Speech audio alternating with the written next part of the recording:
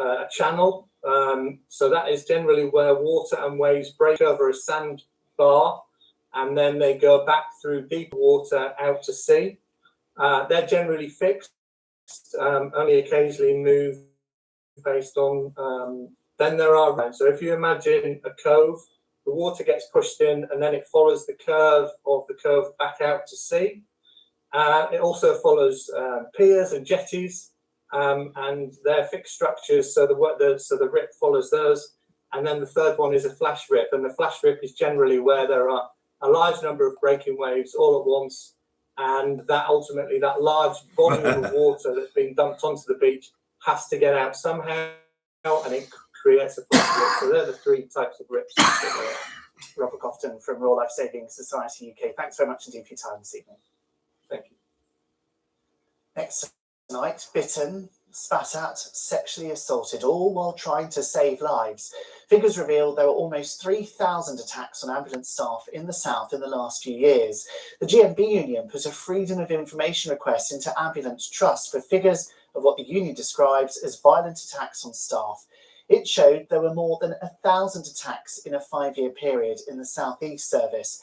There were just under 1,000 in South Central, and a total of almost 800 in the Southwest. Now, that's a total of more than 2,800 attacks on staff across the South's ambulance services. The South East service has said it's widening the use of body-worn cameras to deter and record these attacks. Ben Weiss has this exclusive report. It's difficult to watch, but ambulance trusts across England want you to see. Staff at CCAM and the South Central Ambulance Service are attacked like this 7 to 8 times a week. 10 years ago, Rob was attacked when attending a patient he says was under the influence of alcohol, leaving him unable to do the job he loved. He tried to throw me out the back of an ambulance down the motorway, and I prevented that, and then got thrown around the back of the truck and bashed my spine on the metal poles on the stretcher. And yes, I do miss the job. There's bits of it I don't miss, but I enjoyed the job that I did, and if I could do it again, I would. Due to attacks like this, CCAM, which uses body-worn cameras at 6 of its bases, will introduce them to 19 more within a couple of months. They're not just there to capture evidence of when somebody's been subjected to that violence and aggression, but they're also part of a range of tools that are there to look to de-escalate that situation as well. There was one incident where we had to use it, mainly for the safety of us and also the patient. But sometimes patients are not patients, are they? Safety net made the hell of a difference. I'm the piano man. Trust is also offering NHS for bloody sexually mean to loads. stop problem callers abusing staff, but the GMB union says more is needed. Body cams do help, but at the same time, NHS are rubbish. They don't protect those workers from the original assault. It's all very well trying to prosecute after the event, and that should be happening in far greater numbers than it is. But actually what we need to stop is those assaults in the first place. 10 years since Rob was attacked, his advice to new recruits rings truer than ever. Watch your back, keep out of range of the patient as best as possible until you've done the patients are fine. It's the NHS who are dodgy. Have eyes in your back of your head, because you might need to have that. But how much more is needed until those who race to our rescue feel safe themselves? Ben Weiss, BBC South Today, Crawley. The judge overseeing an inquest into the deaths of 3 men in Forbury Gardens in Reading has been asked not to exclude early warning signs that the man responsible for the terror attack was at risk of being radicalised. Kari Sadala first came to the attention of the Reading Refugee Support Group in 2016 when he told them he wanted to become a martyr 4 years before the focus of the inquest, when he murdered James Furlong, Joe Ritchie Bennett and David Wales. Thames Water engineers say they can't be certain how long a busy route into Reading will remain closed as major work begins to repair a collapsed sewer. Dealing with the problem beneath Church Street in Caversham will involve digging down 3 metres, avoiding other pipes and cables before they can properly assess what needs to be done. Shops and restaurants in the area are concerned diverting traffic will mean they lose passing trade. A petition calling for the creation of a statutory duty of care for students in higher education has been debated in Parliament tonight. More than 120,000 people have signed the petition to make mental health, safety and well-being of students a government priority, due to, on average, 100 students taking their lives each year. Mark Shanahan from Abingdon lost his own son Rory to suicide while he was studying at the University of Sheffield. We believe that this law could form the basis for a support excellence framework. And why would any university not want to be excellent? We're not quite sure why they're fighting this. We're not feeling that this is retributive. We want to work with the system and within the system, but we want the system to be the best it can be. And 100 student deaths a year prove that it absolutely isn't at the moment. You're watching South Today from the BBC. Thanks for your company tonight. Still to come before 7, Alexis will have the forecast and Lewis has the sport, including we meet the Dorset-based windsurfer on course to be a medal favourite at the Paris Olympics.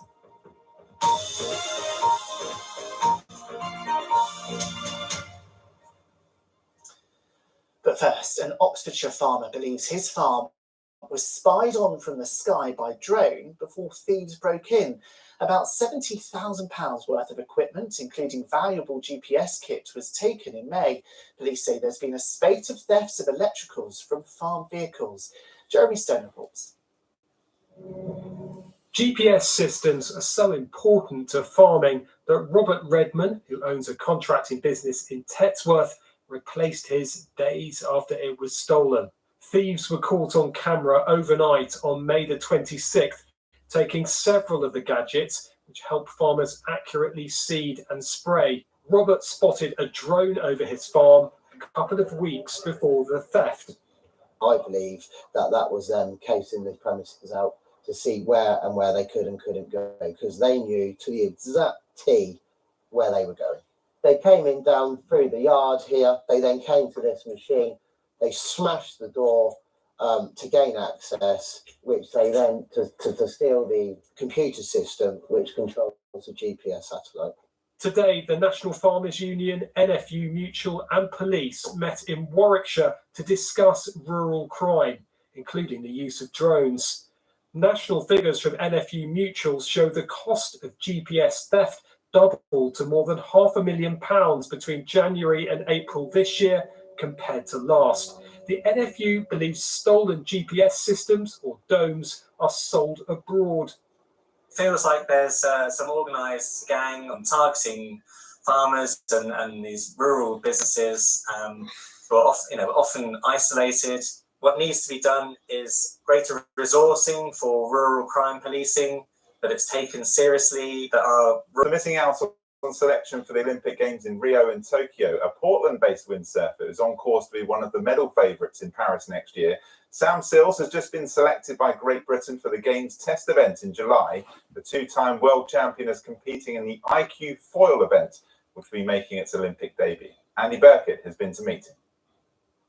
When you're flying around on the race course, going so fast with 100 other people, right on a knife edge of crashing or winning a race, it's really intense. Like, the margins of error are so small, so if you make a small mistake, you really get overtaken by a lot of people. Sam is speaking from experience. In the IQ foil event, they can get close to 40 miles an hour, and it's a winner-takes-all format used in the final. With only one place up for grabs in the Great Britain team, that all adds up to a lot of pressure. With this came a lot of excitement, but also a lot of nerves as well. You know, realizing that you're so close, but it's still a long way to go. This year was the first time in my life where I ever, it wasn't particularly a dream anymore to go to the Olympics or to try and win a medal for Great Britain. It was like becoming something that could be real. Having been part of the Great Britain setup going into the Tokyo Games, Sam made a decision to make use of his yacht design degree and take a break from the sport. But the new IQ foil event saw him quickly establish himself as one of the best in the world. I tried to juggle work and sailing, but I think if you want to really be number one in the world and you really want to do that properly, you just can't. You need to give absolutely everything you've got. This winter was so difficult. I skipped Christmas with my family. I skipped my 30th birthday. My uncle passed away and I couldn't make the funeral. I couldn't be with him in his last moments. And yeah, I certainly visualised a lot the sacrifice and sometimes I visualize it, and I've actually got quite emotional about the thought of it, and I try and channel that and use that in performance and just give everything, and we'll see what happens. Yeah, we'll follow Sam's journey for sure.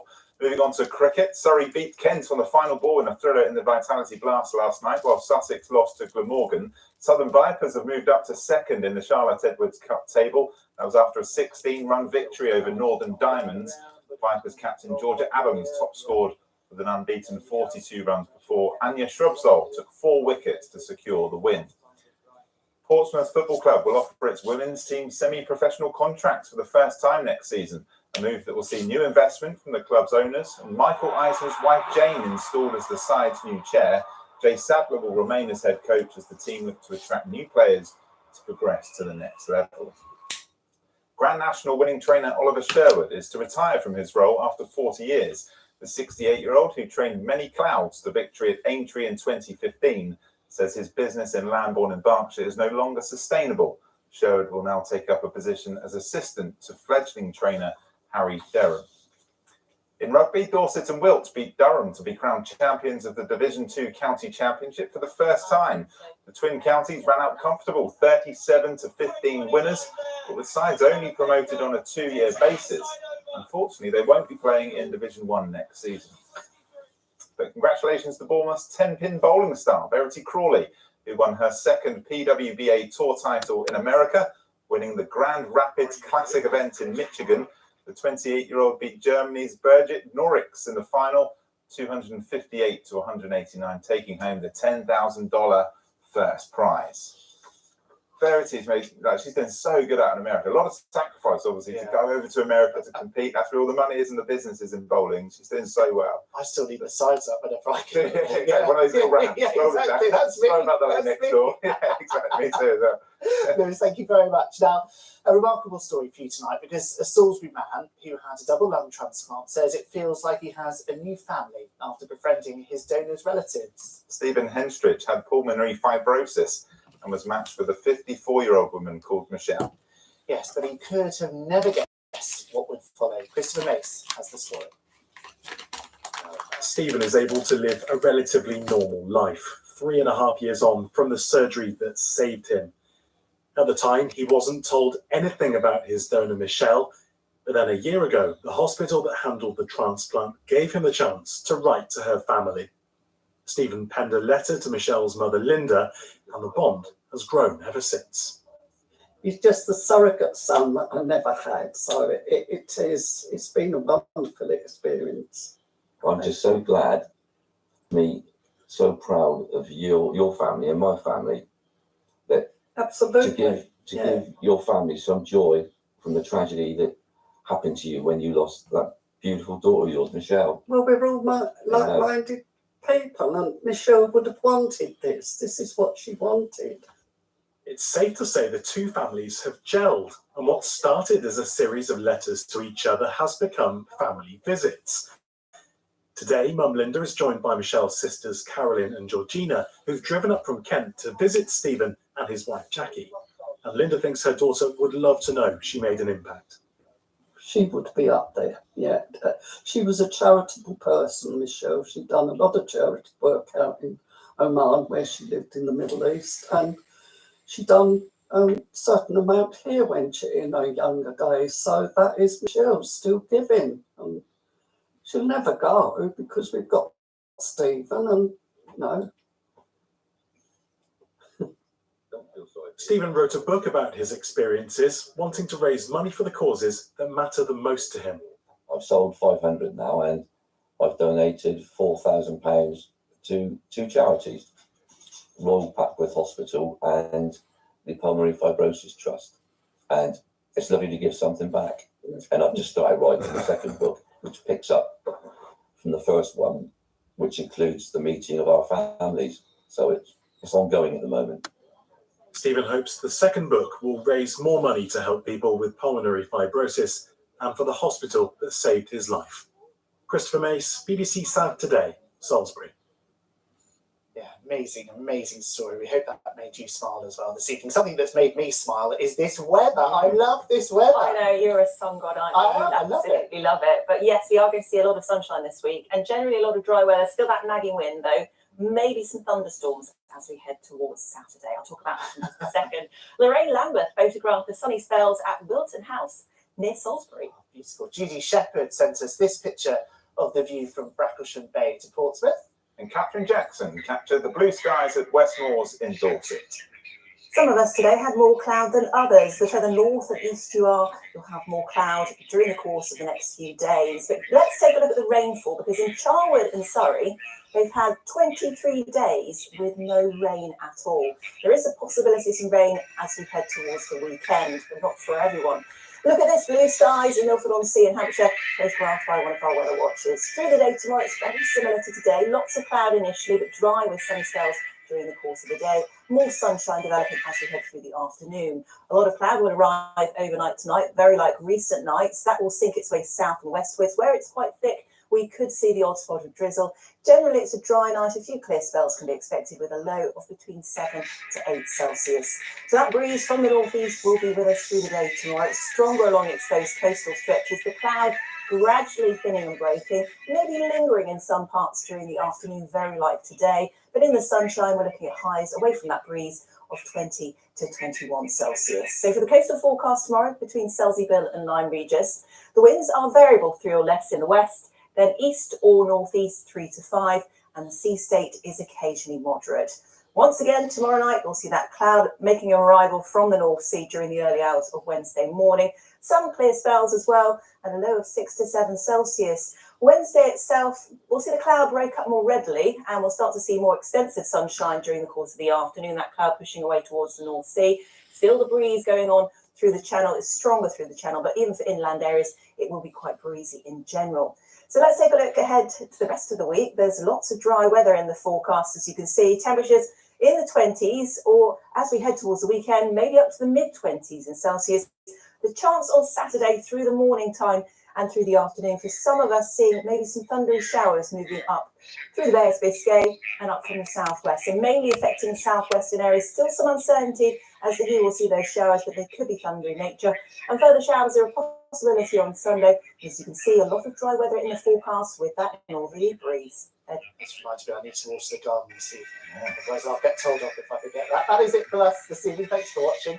Tomorrow, we'll be telling you about the community in Berkshire who's bringing nature back to a town centre. Joe Kent is here with the late news at 10:30 from us then. Good night. Good night. Good night.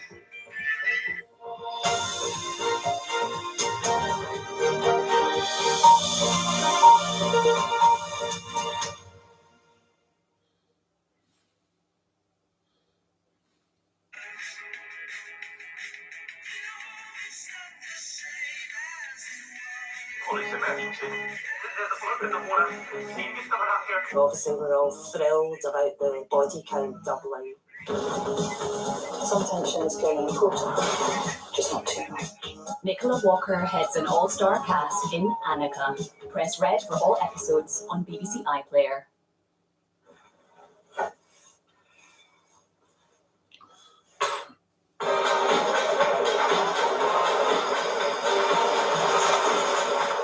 Maria Lang with you for Monday night on BBC One, and if you've managed to pull yourself together after last week, we return to the square for EastEnders in half an hour after the One Show. EastEnders, oh yeah. Look at that sun, it's crazy.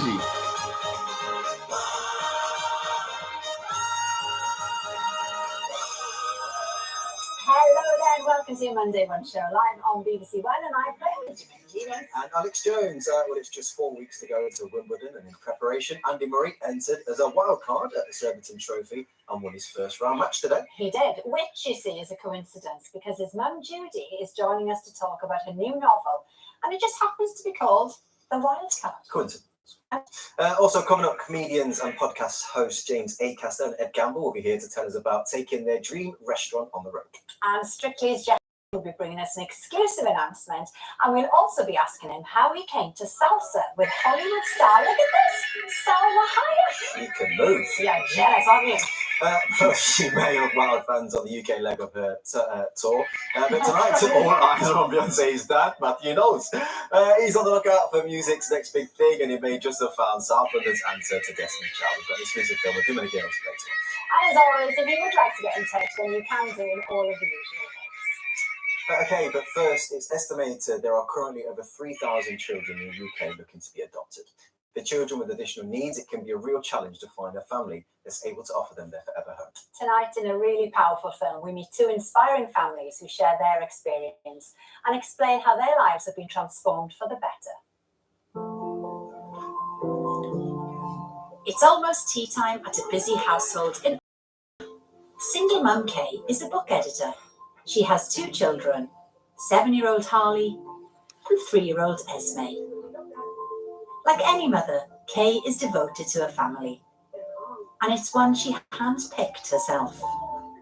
I did pursue the route of IVF as a single person, and after 4 attempts, I decided to draw a line under that, not least knowing in the back of my mind that there were so many children in care. Kay was approved to adopt, but when the agency showed her the children who were looking for homes, she realised that a lot of them had learning disabilities. Harley was one of those children. He has Down syndrome. First time I met Harley, his foster mum brought him to the door, and it was just instant. You know, it felt so natural, and yeah, he was just gorgeous then, and still is. Once Harley was 4, to start again on the process. Esme came home when she was 2. She had Look at this, look. delay. I've got That means NHS by the balls. certain milestones than other children, like walking and talking. There were concerns really about Esme's development at the time, none of which fazed me because I already had Harley at home. And as it turns out, she's a typical little girl. I've now got 1 girl and 1 boy, and our family. NHS owe me a lot of money. By some estimates, there are over 3,000 children up for adoption in the UK. According to some studies, up to 12% of those have learning disabilities, and they can be the hardest children to place. There are many reasons why children with disabilities aren't adopted more quickly. It can be a lack of confidence in parents, feeling that they haven't got the skills required to meet the needs of children with disability. It can be a fear of the children not ever being able to live independently. Some are not adopted, and that's something that we feel incredibly passionate about changing. The charity wants more people to consider adopting these children. Pam and her husband Mark, who live on Anglesey, adopted their first disabled child 15 years ago. It was purely and simply because we thought a lot of children like ours don't always get to have, a home. They adopted Katie when she was 2 years old. She has PIHO syndrome, a rare and degenerative neurological condition. Katie was removed from her mother's care when she couldn't look after her. Katie can be extremely poorly, very poorly, and we'll go in there and we'll hug her and she'll smile at you. When Katie's mum had a second child, Kelly, she was going to be put up for adoption, so Pam and Mark adopted her too. Kelly was so critically ill for months and months. We was on the verge of her not being with us, to be honest.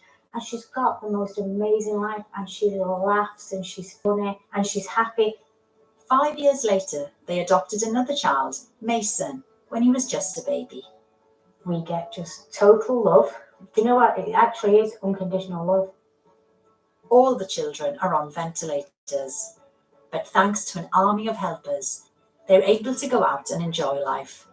Some people may choose to have a child which is able-bodied and can run around with them, but some people need to sort of help people what need caring for. And children like these, they need people that care for them. My advice would be, please talk to somebody who's already done it.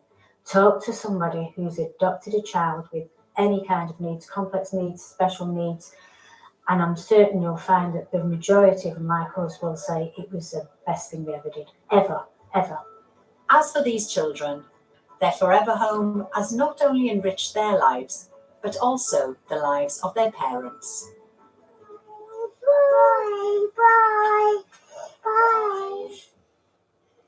Oh my goodness, Kay, Pam and Mark. Incredible They've people. absolutely blown me away. Yeah. Unbelievable. And hopefully it might have inspired somebody who's sitting at home tonight, thinking that they might be able to give a home to a child like that. And if you'd like more information on adoption, we've put some links on our website for you. Couldn't agree more. Okay, we're joined now by one of, if not the most famous mum in tennis. It's Judy Murray. Judy, nice to see you as always. too. Well, it's a busy time. I'm surprised you're here between everything because Andy's won today, isn't he? Congratulations to him. And then Jamie, poor Jamie, said to pull out to the French Open. Yeah, he got food poisoning. He ate octopus. I mean, who eats octopus? No, is that what caused it? Yeah. Octopus is all right. I don't mind a bit of octopus. yeah. Grilled. A dodgy octopus. Oh, Yeah, dodgy well, one, he of won't course. do it again, will he? That'll put him off. Right, Judy, since we last saw you, you've started a new chapter in your life. You've written a book. It's called The Wild Card. Now, it's set in the world of tennis, a world you know. Not surprising. Well, it's a world you know very well. Now, did you always know that you had a book in you? I did a book, 2017 it came out, that was a memoir. Okay. And in lots of ways that was easier because it's factual and it's chronological. Yeah. But I had such a good time doing that memoir and doing the book tour that went with it. I discovered a whole world of literary festivals and booksellers that I never knew existed. Had a really, really good time, a really good experience with that book. And actually, I've been in and around the tennis circuit for about 35 years now. So I've seen and heard and experienced lots of things probably would be of interest to many, you know, that insight, that behind the scenes stuff. But actually it was Anton Dubek that I danced with on Strictly. Well, I sort of danced. He danced and I kind of fiddled around. That's not true. And he's done about 6 novels that have been set in the ballroom world. And it was him who said to me, you should think about doing one in the tennis world, you know, because you've so much to share. And that was really what kind of set the ball rolling for me. And he introduced me to his literary agent, and the result is The Wild Card. See, now they say, don't they, write about what you know. Yeah. So this is exactly what you know, as you said. And I'm hoping that you can sort of say things in this book that maybe you wouldn't be able to in like a memoir, you know? Give us a flavour of the plot then. Well, the plot centres around halves of her life. So it kind of goes between chapters. Her young life, where she goes through quite a traumatic time in her childhood, but becomes one of the best juniors in Britain, has to give up and makes a comeback, an unexpected but successful comeback 20 years later as a 37-year-old, and is catapulted into the spotlight, and a secret that she's been trying to keep hidden for 20 years suddenly comes to the surface because, of course, the media become incredibly interested in her. So without giving too much of it away, it's a triumph over adversity, it's a feel-good factor, and it is absolutely a reminder that you are never too old to follow your dreams. Sounds great, yeah. Separately, I have to say, something that I'm very interested in is now a love of yours as well, golf. Here we go. Yes, absolutely. Yeah. Well, she has to listen to it all the time. I'm completely hooked in more ways than one. Oh, you really? Trust me. Yeah, I mean, hooked. Explain to Alex why you love it so much, please. Oh my goodness, I just started last year. I love the fresh air and exercise. Yeah. I love the fact that I can go out and practice it on my own. I don't need somebody to play with. I love the challenge of it. It is so frustrating, and yeah, I think for me there's so many dogs. Every lie on the ground is different, every distance, but really the fact that you can play so many courses, especially up where you live as well. well, where I am, home golf. Yeah. And I think for me at this stage of my life, I now have time to be able to do it. But yeah, I am absolutely hooked There on you go. golf. I love it. See, I'll get you out soon. Don't worry. I'm going to give it a go, and I'm Yeah. just going to beat Judy just quietly. I'll just quietly, and then turn up one day. She That'll probably be will. that. I like that. I like that Judy. attitude. Well, do you know what? You can do it all, you see. This is what I mean, Exactly. all of you. Novelist, golfer. A lot. Thank you very much, Judy. And Judy's book, The Wild Card, is out on Thursday. Still to come, we have our exclusive film with Beyonce's dad as he goes in search of a girl band to rival Destiny's Child. But before that, we have comedians James Acaster and Ed Campbell. Now, for almost 5 years, they've been inviting guests into their fictional dream restaurant to chat about all things food for their critically acclaimed podcast, Off Menu. They've interviewed everyone from Lenny and even you, Mrs. Jones. Such Good fun, fun. it was brilliant. Later this year, the pair are about to embark on their first ever live tour of the podcast. So let's have a look at what we can expect. Now, I need some clarification about what the Dream Restaurant can do. Yeah, we don't eat it during the year otherwise. It's just a Christmas thing. I had a Aperol spritz with a straw made of pasta. What? The snails at Disney World? Yeah, who serves snails at Disney World? Monday was lasagna and salad day Oh, for years. great. Garfield loves lasagna but doesn't like Monday. Yeah. Garfield doesn't know what's going on. Garfield. Okay, we'll come back to that. And James and Ed join us now. Lasagna. Yeah, it is to be a Monday thing. I don't know if you did it in your house. We would have something on a Monday. It's and like then, well in my house now. See? It's more based around the kids though. I just get what kids like. yeah, it was a thing. Yeah. I do like lasagna, but not on a Monday it's up there. anymore. It's up I like it on maybe a Friday. It's up there. Anyway, your podcast. This is the sort of thing that happens on the podcast, really. It's Food, a innit? sort of Yeah. high octane conversation we There like you to go. indulge in. You I slotted right in. It's become so successful. People absolutely love it. And you're taking it on the road.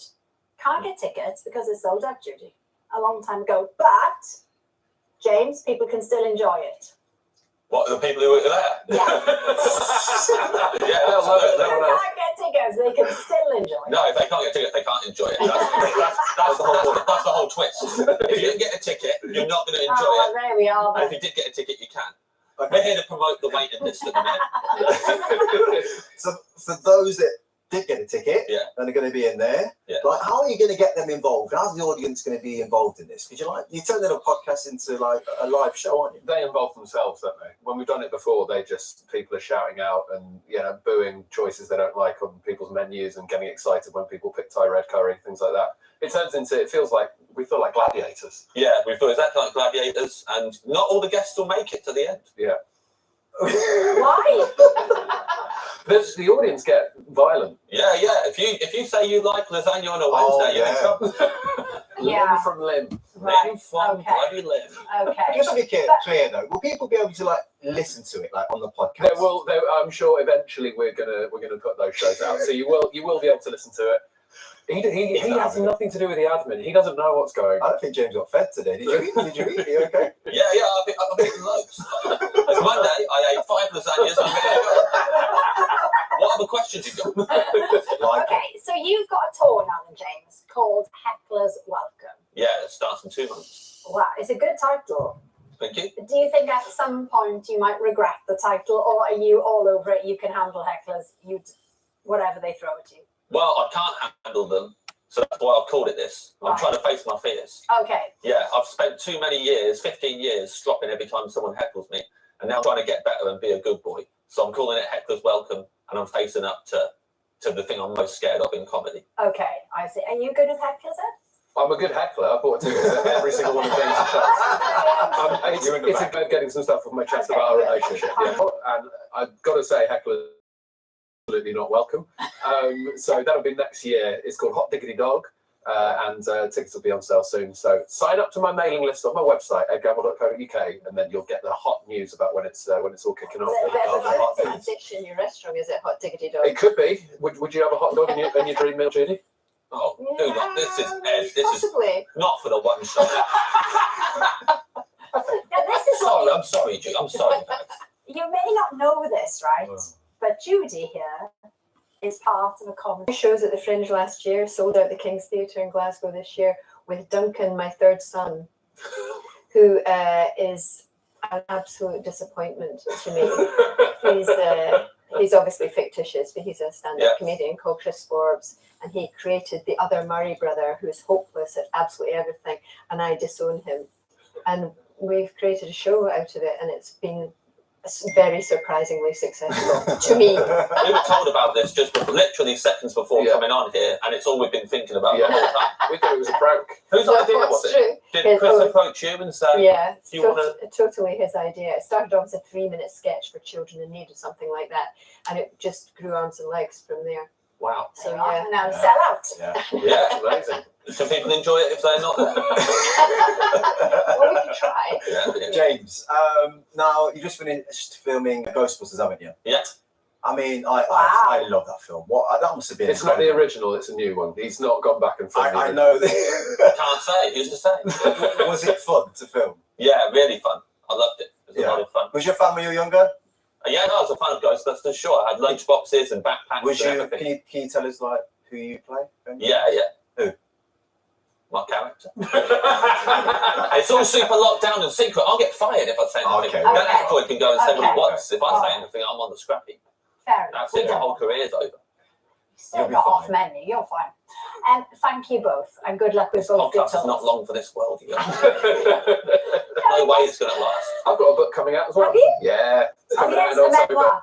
Sorry, I just got to cry Good by for your that. life. Yeah, it's called Glutton, The Multi-Course Life of You a had Very so Brave much Boy. to promote, we didn't know where to start. It's a, We've done it. it's a novel set in the world of tennis. Sorry, carry on. I will not be buying a Just book. a moment, we'll be joined by Strictly Star Johannes Radebe, who has an exclusive announcement for us. He does indeed. But before that, we have an exclusive of our own. For the past few weeks, Beyonce has been killing it on stage, night after night, on the UK leg of her world tour. Yes, behind the scenes, her dad has been looking for the music stars of the future, and we were given a backstage pass.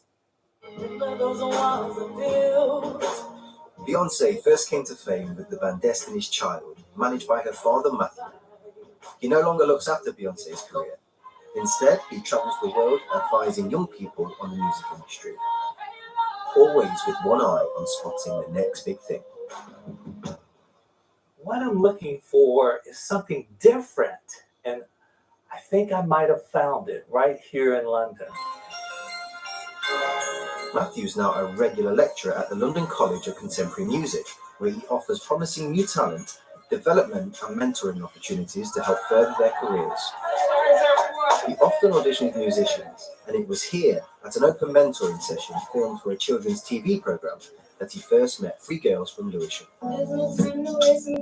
Evie, Isabel and Charlotte had been singing together for just over a year, squeezing in rehearsals alongside schoolwork. I don't need no company, just the closest to help me slay. When we met Mr. Knowles, it was quite overwhelming because of like his status. It was just a really big opportunity. You know, he's capable of doing I notice things and managing he's things. he's a dark bloke, right?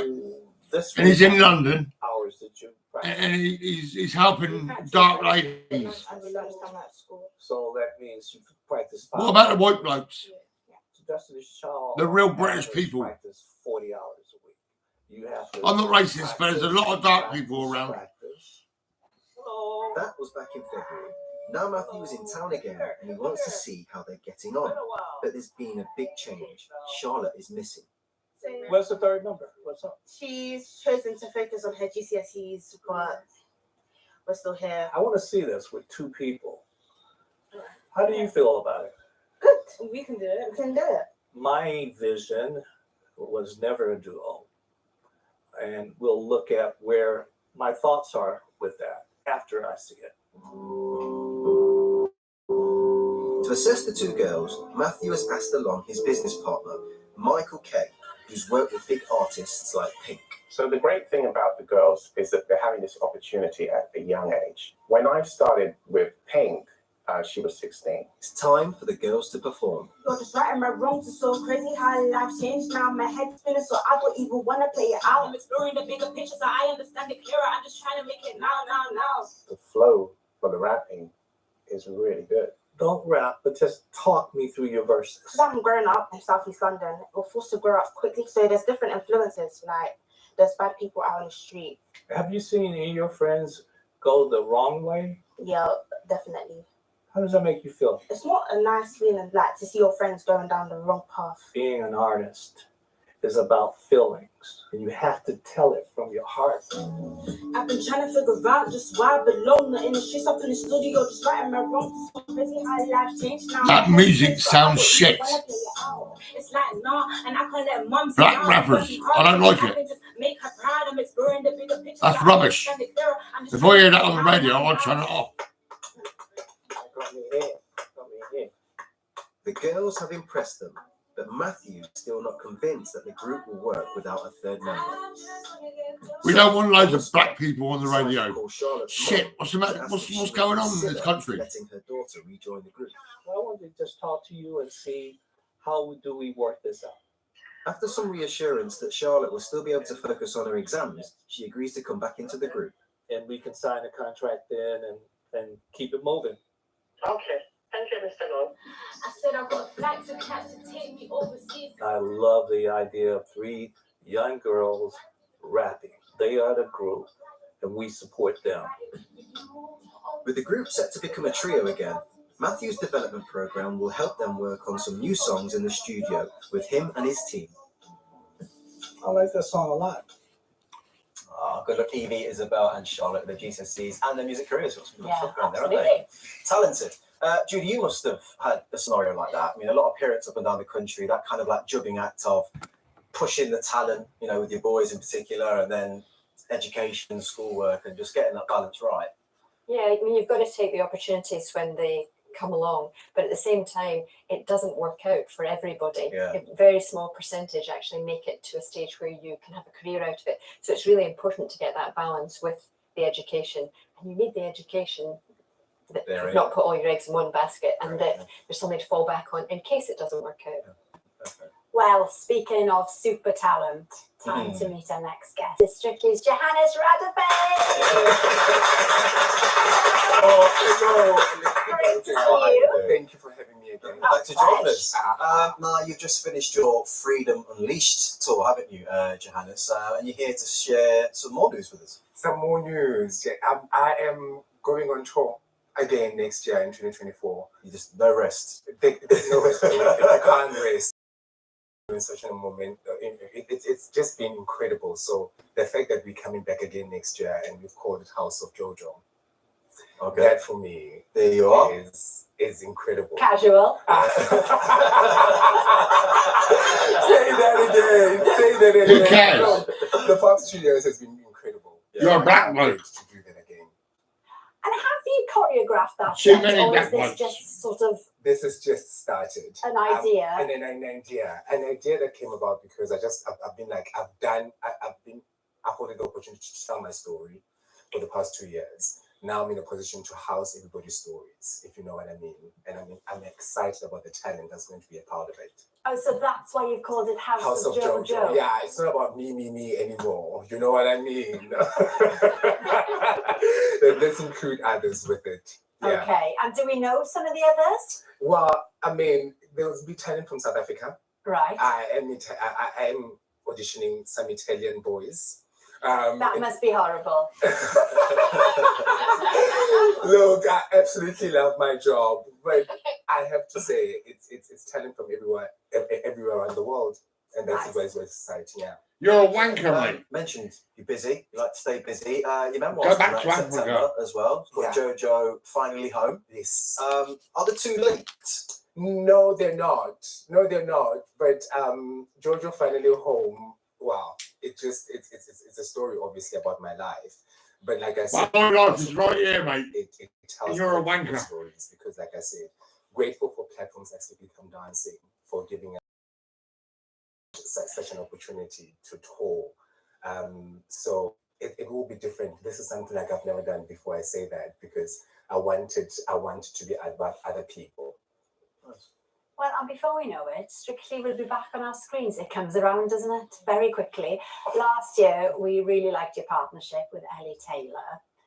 Who would be on your dream list? I don't think that's fair, Alex.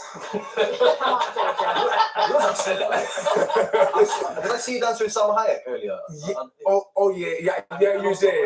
No, it's Salma. Definitely, I did have a boogie with Salma. There we go. Was she any good? Did she have natural rhythm? She was fantastic. I knew you were going to say that. She got it all.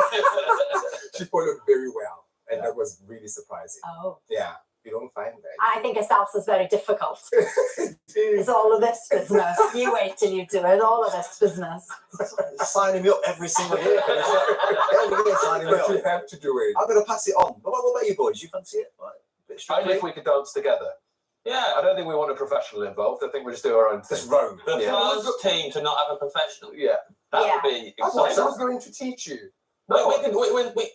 Instinct, you can't teach it, this instinct. Yeah. You didn't even realise that was quite offensive. Like the man's in the building. It is not instinct. It's instinct. This cruise is over now, Johanna. Admit to the people, you can just make it up as you go along. No, unfortunately you can't, darling. That's really escalates. Oh, brilliant. It's very difficult, isn't it, Jim? Oh, very difficult. Yeah, absolutely. Thank you, Johanna. So good luck with the tour. House of Jojo, which kicks off next spring. Now then, we've had some lovely messages in. Earlier on, we showed this really powerful film about adoption, didn't we? And Michaela on Twitter says, thank you so much for highlighting the many gorgeous children with additional needs awaiting adoption. Amazing adopters featured. And as the saying goes, angels don't always have wings. Yeah, that is Thank you, Michaela. And Catherine has also kind of wrote into us and she said, just watching the show with tears rolling down my face. Well done to the parents who adopt those beautiful children. 24 years ago, I adopted a 4-year-old autistic child from a Romanian orphanage, and I'm so proud. Oh, wow. And Jennifer says, you're the most inspirational person I've ever met. Ah, this is about you, Janice. I'm just seeing a picture. Here's a pic of us when I saw you on tour. Can you get that, guys, or not? Oh. There's a lovely picture. Can't grab it. Stick it on the socials. Yeah, with Jennifer. Oh, Very hello, nice. Jennifer. Well, thank you to all of our guests this evening, Julie, James, Ed, and Johanna. I'll be here with Lauren Laverne tomorrow, and joining us will be Sharon Hogan and Mark Reich. Have a lovely evening. Bye. Goodbye.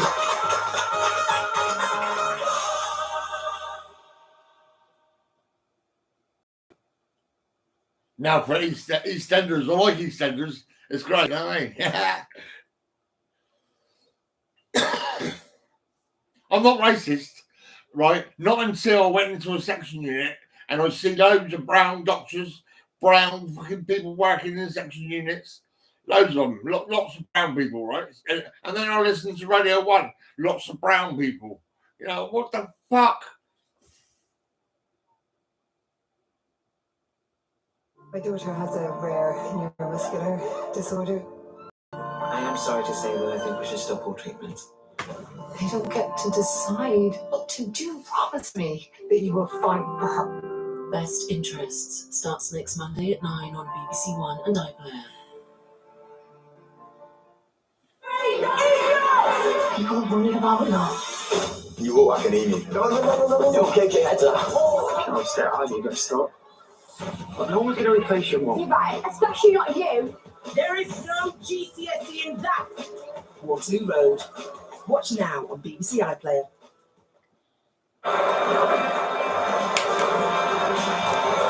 Ultra processed foods, a EastEnders, recipe come for on. ill health. Panorama investigates in half an hour on BBC One. First, the Knights are making a big impression.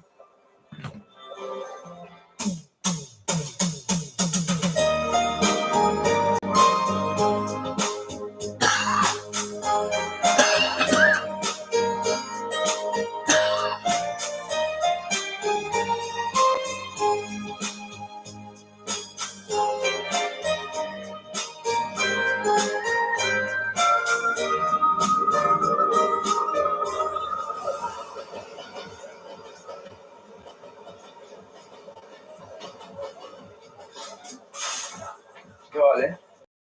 This still up there then? Is he running the place now or what? Whose name's above the door?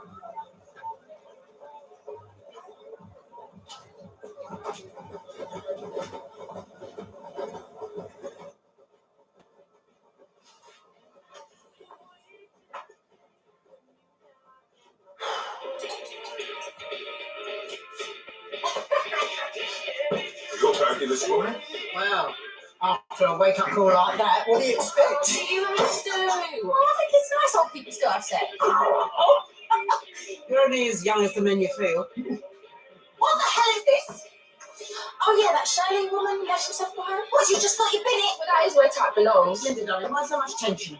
I've got 2 kids to look after, a pub to run, and my home has been invaded! Well, maybe lay off the coffee. You do have an angsty vibe right now. No, so they misunderstand. Hi, Ollie. House, disappear. Ollie wants his breakfast.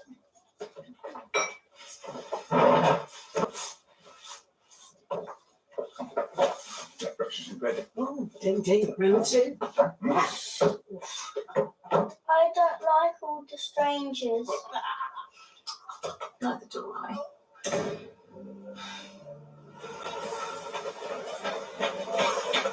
Hey, wonder where you got to. Ben, how long have you been running for? Ben, I just wanted to say how devastated I am for all of you. Thanks. Yeah, thank you. That business thing we were talking about, let's just forget it. I won't hold you to anything. No, I still want to do it, so get the paperwork done. I'll come and sign it later, yeah? Honestly, Ben, I know things have changed, so just return the down payment and we'll move on. Nothing's changed, yeah? Okay, well, come over to the gym later and we'll sign the contract with you. What's that all about? I'm selling the arches to Sharon. It's about Lexi, you know? She needs me now more than ever, and I've got to be there for her. Yeah, I want to give her all the time I can give her. I want to prioritise her. It's not some business. Have you seen the new landlord of the bit boxer, apparently? Mum reckons that she snogged him after one of his spikes from a leisure centre in 1990. She must be so proud. No, it's him. Oh, he was someone pretending to be him. But either way, I mean, what a story, eh? Worthy of Shakespeare's quill. No, I don't keep changing.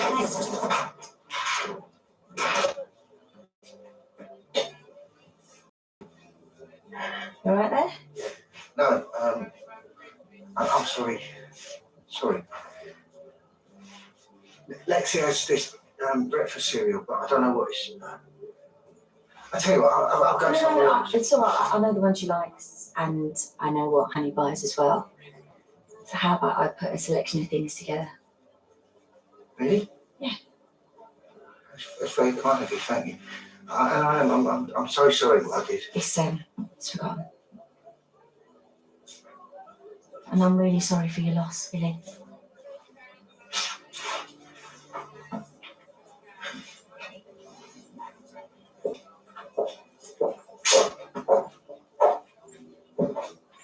Are you okay? It's Lola. How could you be? She had so much life ahead of her. It's just sad.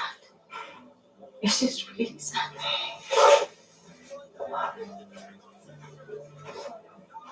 It's okay. It's just Lola, you know, it's bringing back memories of Jax. Yeah, of course.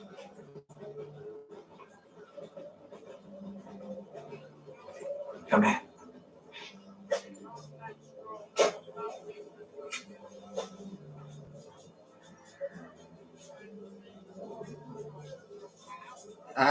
She's a lesbian.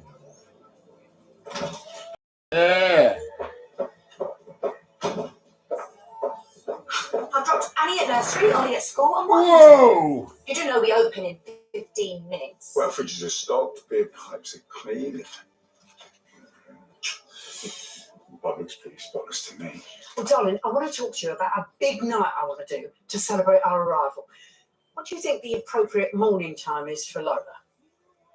Maybe let a family bury her before you go dancing on a grave.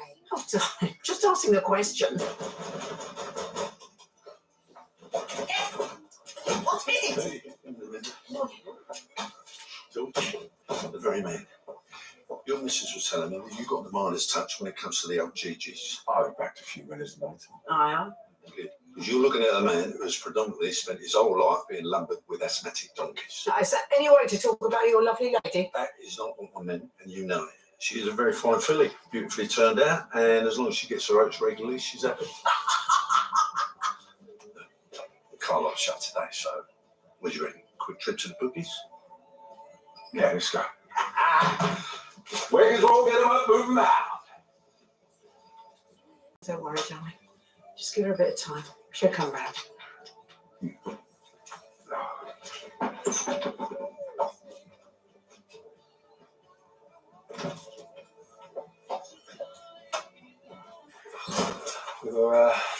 Hello. We were just off out. Funeral parlour. She's got some things she wants to put in Lover's coffin. I shouldn't have flown off the handle like that. Ain't easy for any of us, is it? Billy's a mess. He can't open the store. Could do with a cuddle. I've got him. He's gay. Oh, what's going on? That lunch. When I get back from the registry office. Yeah. Yeah, definitely.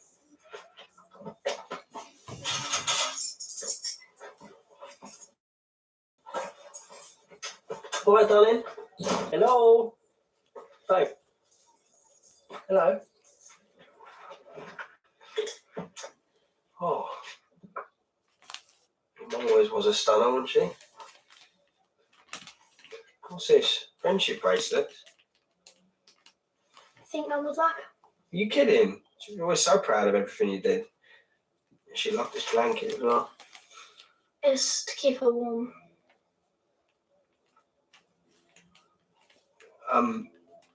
Listen, me and Jay, we were thinking that we could all go out. And maybe get some talk about Mum. And happy here. I know that, but me and Callum, we'd really love it if you'd come and live with us. I just want to be near Mum.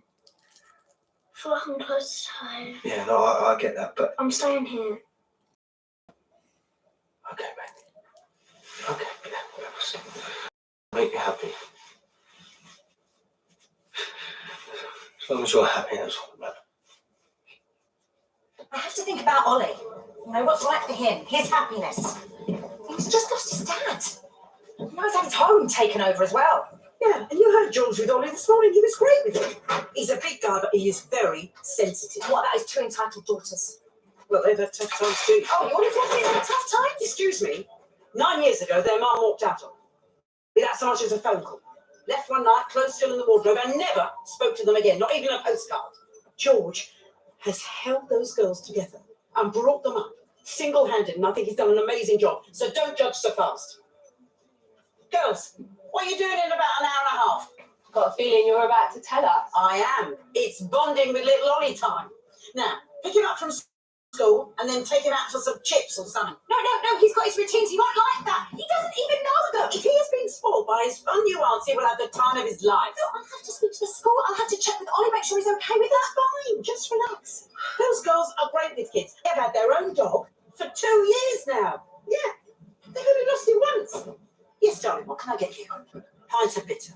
No, you have my word. I'll get that money into your account. Yeah, you live with me.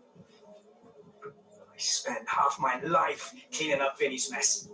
He's getting both barrels for this. Well, don't go too hard on him, all right? He's a good boy, really. He is a liability. I've got a very tense client expecting clean money. He messed up the transaction. So now I have to raise cash fast. What are you doing? Who's that for? Lola's family. It's a gesture. What? Last time we did that, Billy trashed the place. Has he even paid us for the damages yet? Considering the stress they've been under. All right. I'm on this all day. Cancel any dinner plans you had for us.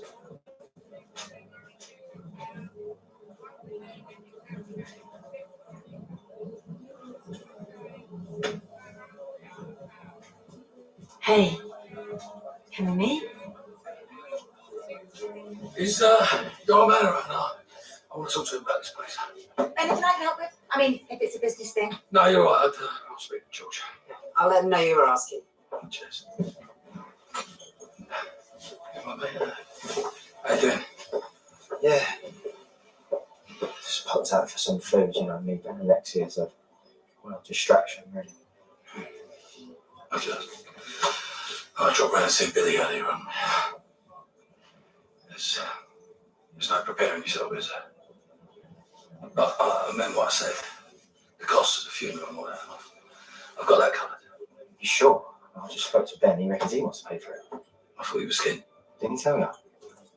Callum reckons he's selling the artist to Sharon. Hey, Elaine, you was not wrong about this one. Hey, yeah, we got lucky. Winners to make their own luck. I'm off for a victorious Jimmy. I'm the one who hit the jackpot, and I am not letting it go. Phil's here to talk business, apparently. But just to be clear, you aren't making any decisions about this place without my say-so.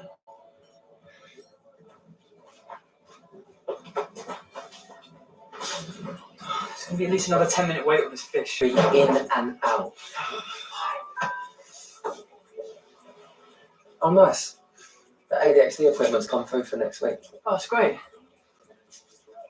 Bobby, 12 o'clock. Is that when your appointment is? Ladies, hi. What can we do for you? Well, that's a dog. Yeah, he's good Tyson. We don't bite people's ears off, does he? Of course not, but she does. Oh, what, a vampire kink or just hungry? Ah, funny. You gonna take our order or what? Yeah. Well, no, actually, before we do that, as cute as a little doggy woggy is, it's not actually allowed inside just because of the food and the germs. And it's like It's not Dave. You're gonna go off this morning, didn't you, boy? Smell him. smell here. It's meant for Well, that dog smells lovely. Well, I suppose it would be okay. Just, you know, this once, if you stay, if the dog stays. Right, thanks, Bob. What can we do for you girls?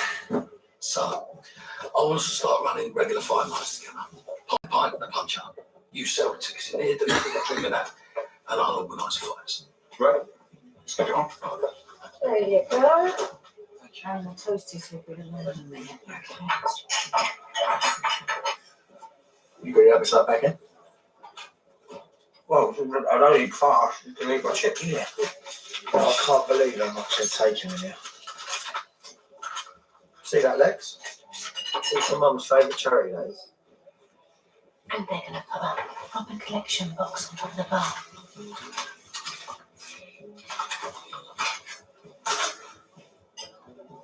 How's your son, Dad? No, not good. He's got a history of going off the rails at times like this. Well, Sammy does the same. I don't see much of it. His choice, not mine. Oi! Make yourself useful, change the lager. Any tips on dealing with this one? Well, this booze has got a history of being run by strong women. My mother being one of them. In my opinion, the sooner you get them on side, the happier you'll be. In your own time, George.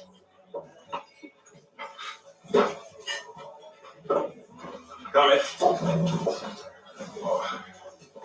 Right, here you go, girls. 3 fish, large chips, a battered 9 for Ollie, and I've chucked in a Savile for Tyson. Do that for all the girls, do you? Well, just the ones with hungry chihuahuas. No pun intended. What pun? Sorry, I thought that was a pun. And I hope that Tyson likes the sausage. Tabloid. Yeah. Alright, mate, it's not a cracker. Sorry. Have you got the hots for my sister? Can you stop? We're meant to be making friends with Ollie. What are you talking about? We're friends. I mean, Ollie looks terrified, if you ask me. Well, not scary. And I'll let you into a little secret, yeah? I still sleep with a teddy bear. God, I would love to be a teddy bear.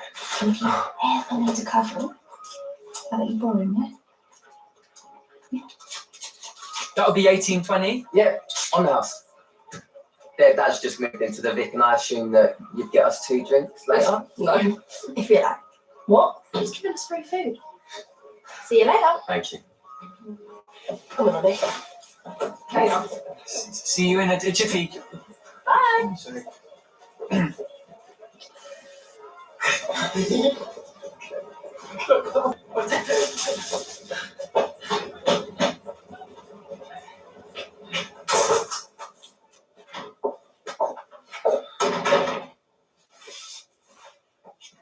comforted me for those few seconds. I felt so safe. I didn't want him comforting me, I wanted you. Lesbians! Whoa! Newly decorated empty house. Yeah. So, if you want to talk, I'm good with that. But if it's just talking, could you please manage my expectations? So it feels like ages since we were on our own together. We've never been alone in here. Not for long enough.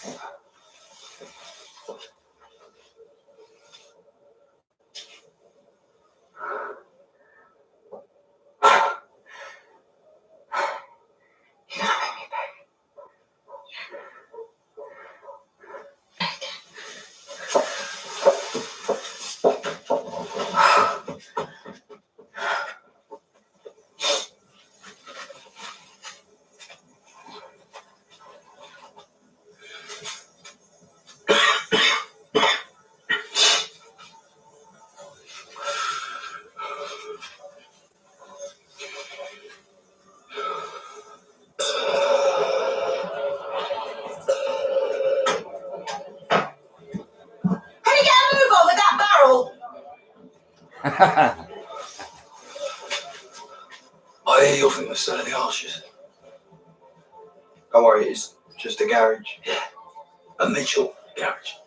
A Mitchell Where's the garage. money there? Is that what you need? I'll get you money if that's what you need. No, I'm just done with the place. Where's Dad? Is he alright? It's all right, darling. I'll go and check on him, yeah?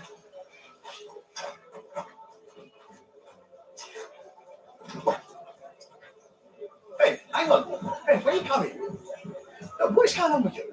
Where's this rush to sell the arches come from? All right, Sharon's not putting you under any pressure, and we haven't even had a chance to speak about it. I want it gone. What's left to say? But hang on. Hey.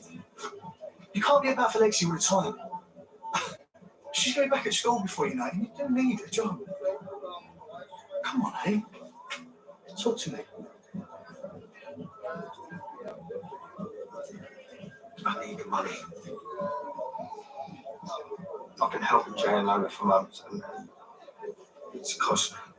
But I tell you, we don't need the treatment. I'm talking thousands, Callum. Tens of thousands on the consultant line.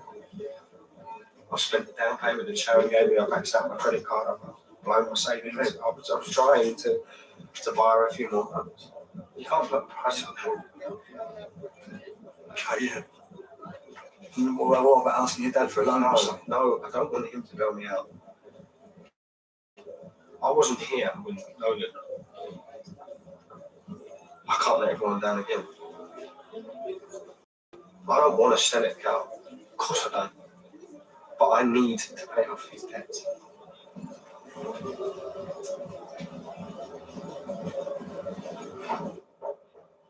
It's not even here.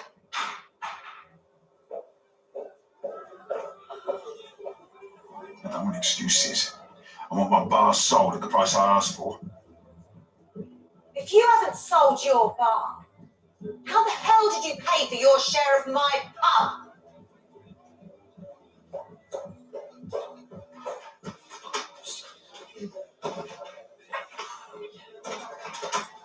Hi, girls. You right, girls? Fancy a game of darts? Yeah, darts. All right. Yeah, Lisa buys the drinks. Weren't you guys meant to? Don't worry. I never lied to you. Mother, you and George are equal partners, right? That's what you said to me. What are you talking about, darling? Did he give you any money for this place? Did he? No. I want you gone. Tonight. Yeah. That's it. Get rid of that brown man. Promise me that you're not going, are you?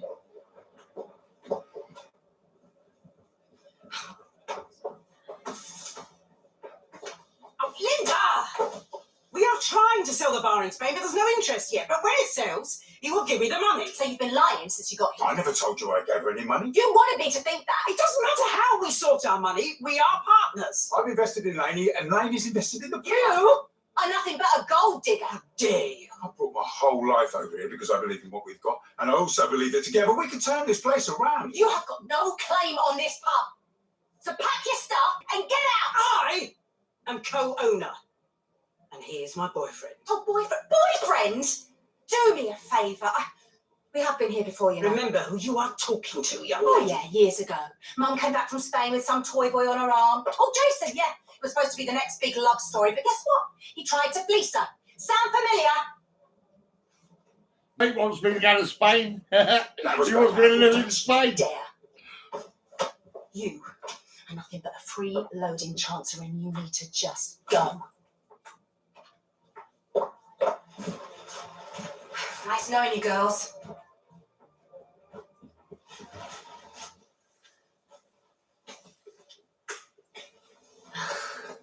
We're ages. I'm pretty sure Stacey's gonna fire me for this. Oh, it's all right, I'm hiring. Makes you think I want to work for a slave traveller. You'll do whatever I tell you to do. No, you listen to me. All right, I've had enough of your excuses. You're either in or you're out, okay? Hang on.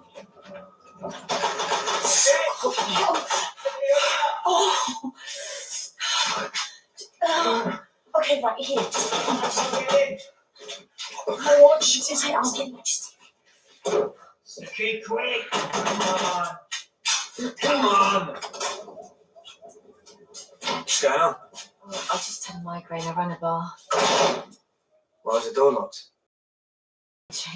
Migraine. Sing a bedroom. Fine, I'll get it.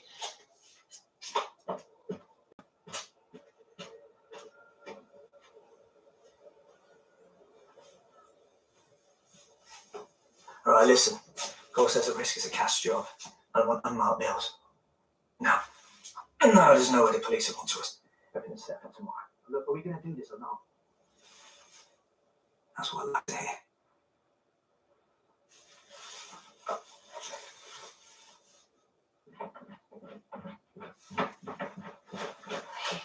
I hope you feel better. Don't wait up for me.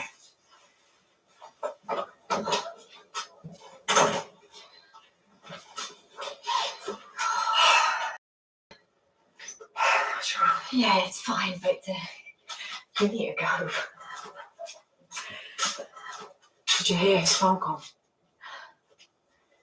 Says planning some big deal tomorrow, like an illegal deal. Okay. So, if we tip off the police, we could be rid of him. We could. Like, this is the chance we've been waiting for.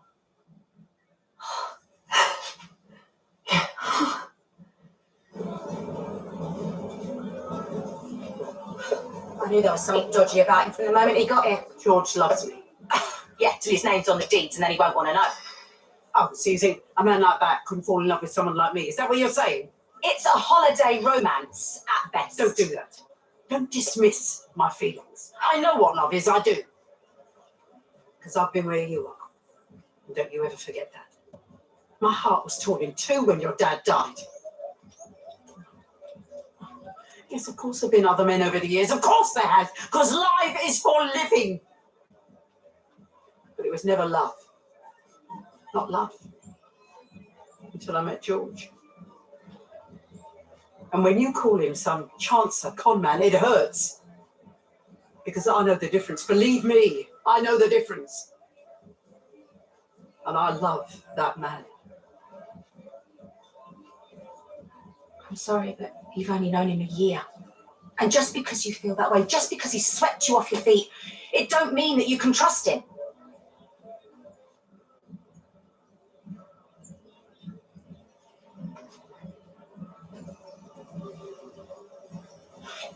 Look, we really don't have to do this today. Honestly, there's no rush. I just want it over with, all right? Right, well, I'll put the rest of the money in your account first thing tomorrow morning. You just need to sign in there and... Hey, just wait a minute, yeah? There's no way you're in any fit state to be making decisions like this. And you Should be taking advantage of. But it's what he wants. And he's had plenty of chances to back out. His head's all over the place. You can see that. Look at the state of him. You know this ain't right. He's just lost load of it. Look, if Sharon don't buy it, I'm just going to sell it to someone else, so it's irrelevant. What are you going to do with the Archers anyway? No, the first thing about motors, there's no way you can run a garage. You're right. And I don't intend to. What's that supposed to mean? You're going to give it to Keoff, right? Yes.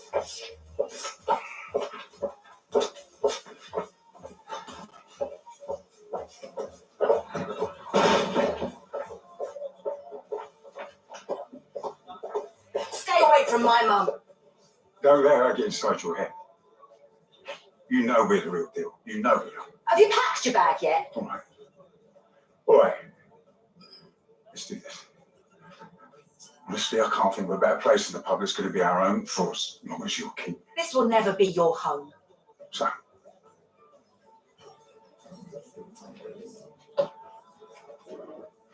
Lane Peacock. Will you be my wife?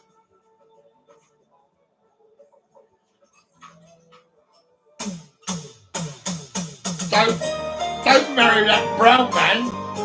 Oh my God. Rosamund Pike stars as the woman who used 9/11 to fake her own death. Listen to the gripping new podcast People Who Knew Me on BBC Sounds and on iPlayer. Nicola Walker's fighting crime on Scotland's waterways. Press red to watch Annika now. Up next is processed food, a recipe for ill health. Panorama investigates.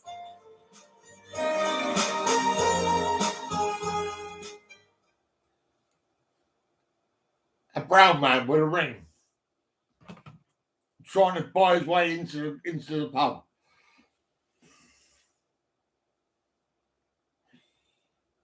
I remember all the brown people in the section units, working with NHS.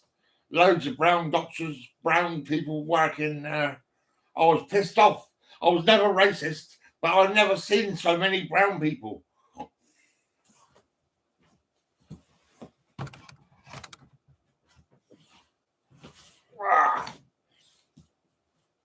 Yeah, I remember I was slim, I was looking good, right? And I got sectioned, thanks to my mother.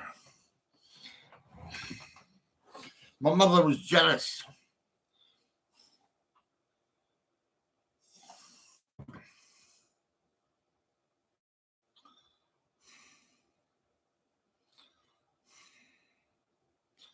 And in them section units, there's a lot of brown people working there. Brown doctors, brown staff, all around the section units. Every section unit, I can guarantee you now, you're going to find brown people. I remember I had long hair, right? A ponytail and everything. I looked good.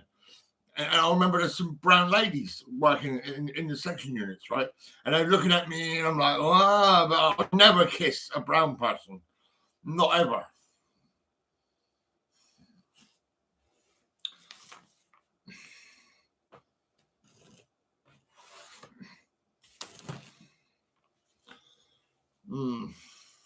Panorama's on about food, diets and all that. Look at the state of me. You know what I mean? Much really. I'm taking slimming tablets. I want to lose weight. I do. I've got a lower backache. I need to get massaged. Oh, what am I doing? Slimming tablets. Yeah. I'm going to make a cup of tea. Let's see now. Yeah.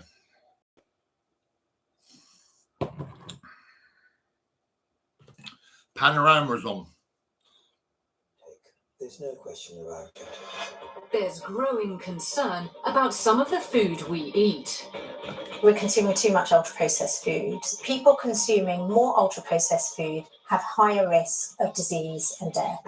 Panorama investigates the possible links between artificial sweeteners and serious illness.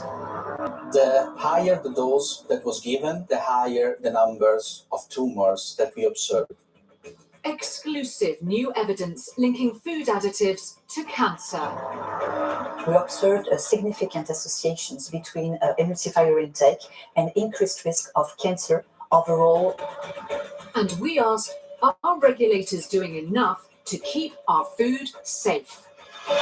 This really is a future time bomb. It's a complete disaster, and we're sleepwalking into it.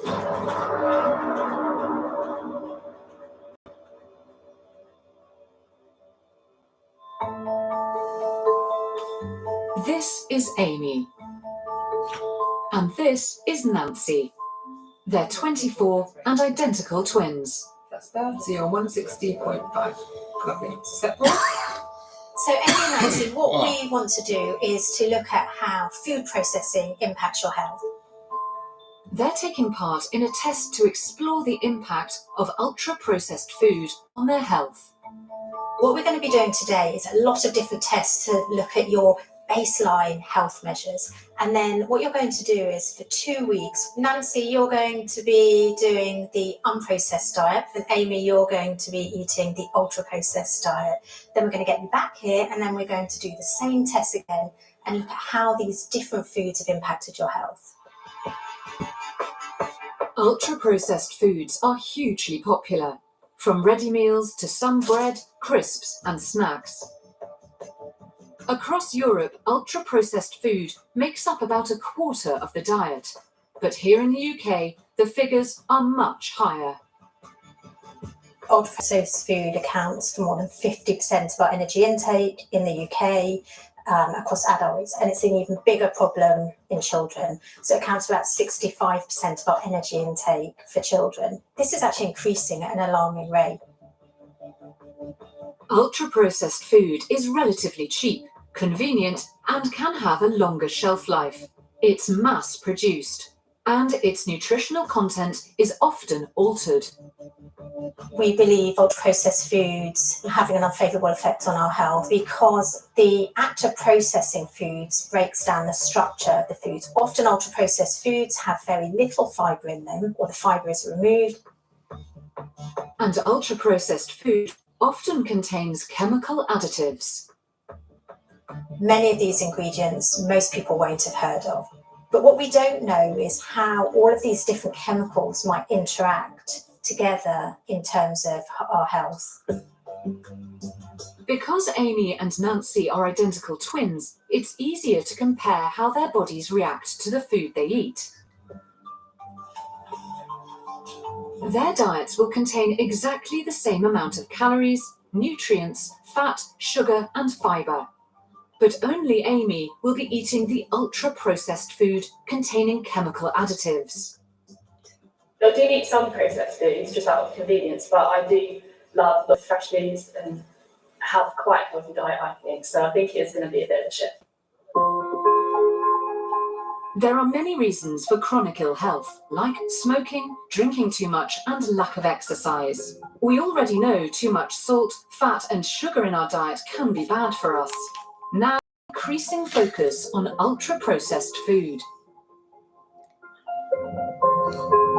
My name is Tim Spector. I'm a Professor of Epidemiology at King's College London. In the last decade, the evidence has been slowly growing that ultra-processed food is harmful for us in ways we hadn't thought. We're talking about whole varieties of cancers, we're talking about heart disease, strokes, dementia. Many of these products may have 20 chemicals, and there can be emulsifiers, preservatives, artificial sweeteners, which have negative effects on our body. One of the controversial chemical additives often used in ultra-processed food is the sweetener aspartame. 200 times sweeter than sugar, it's used in thousands of products often marketed as low-calorie. There have been questions about its safety over the last 2 decades. In 2006, scientists in Italy began studying aspartame. I'm Daniele Mandrioli. I'm the director of the Cesare Maltoni Cancer Research Center of the Ramazzini Institute. We gave mice and rats aspartame with a human equivalent exposure. It was the largest study ever performed on aspartame.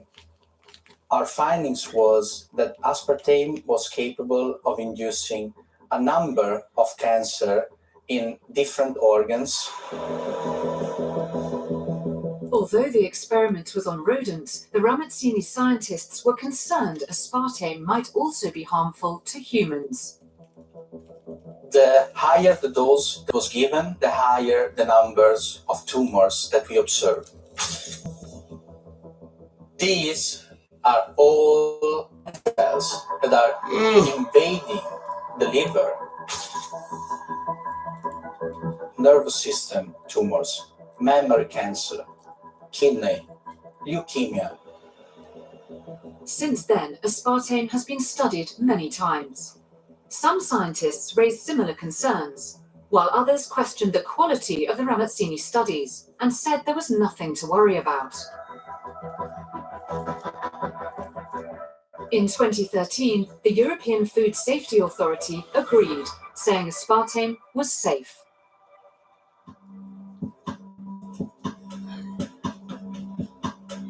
My name is Eric Millstone, and I am an emeritus professor of science policy at the University of Sussex. Professor Millstone reviewed all the research the regulator had considered. I produced and published a very detailed analysis of each of the studies. He came to the conclusion that there was a link between how research was funded and its findings. Of the studies that seemed to show harm, I think every single one of them was funded by a non-commercial independent source.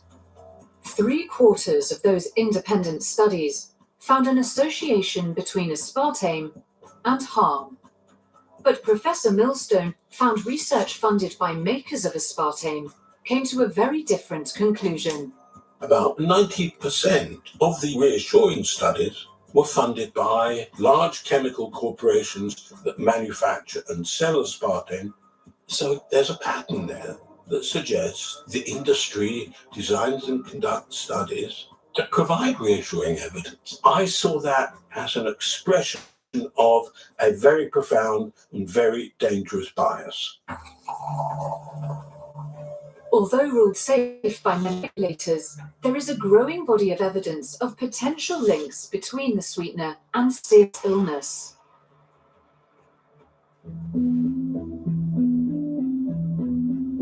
I am Dr. Mathilde Touvier.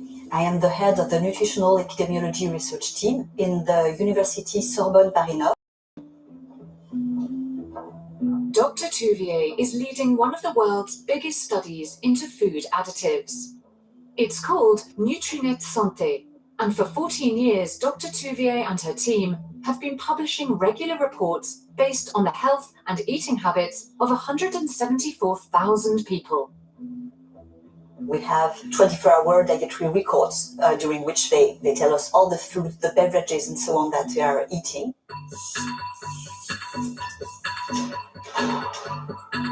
She's been looking at the possible impact of aspartame on human health. Regarding artificial sweeteners and aspartame, we did 2 major studies so far. We first showed an association between artificial sweeteners intake and notably aspartame and increased risk of cancer.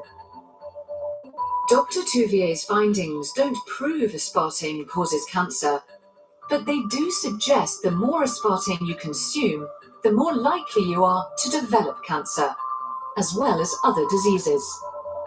We observed associations between artificial sweeteners as a whole, and notably aspartame, with cardiovascular diseases and more specifically cerebral vascular diseases, which are mainly stroke.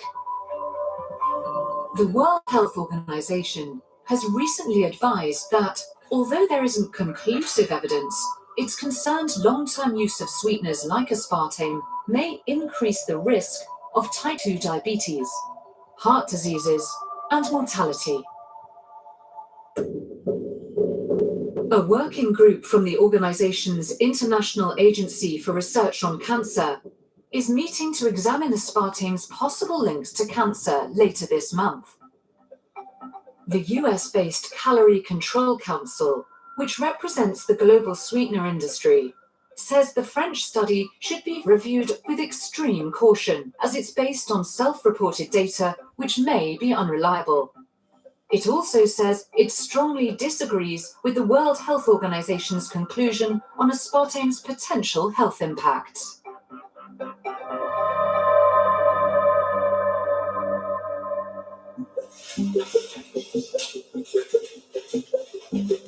Amy and Nancy are a week into their ultra-processed food test. For breakfast this morning, I had a quinoa porridge with berries on top, and it's done a really good job at keeping me energised and full. So it's the end of the day now, and I've got a bit of a headache, to be honest. So yeah, ending the day, still hungry, feeling a bit sort of rubbish, and yeah, a bit of a headache. Dr. Berry is checking in with the twins to discuss how they're getting on. Lots of the things that you've just described about your headache all point to the fact that you're probably having a dip in blood sugar that happens about 2 to 4 hours after people consume really heavily processed, refined carbohydrates. As well as being highly processed, Amy's food also contains chemical additives.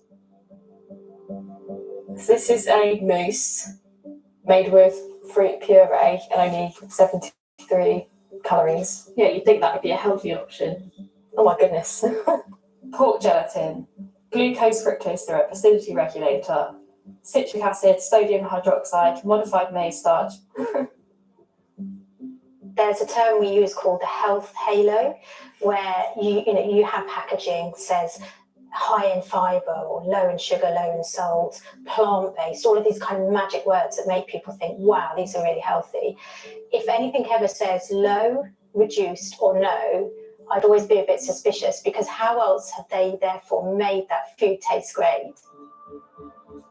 Even many everyday foods like sliced bread can contain ingredients no home cook would recognise.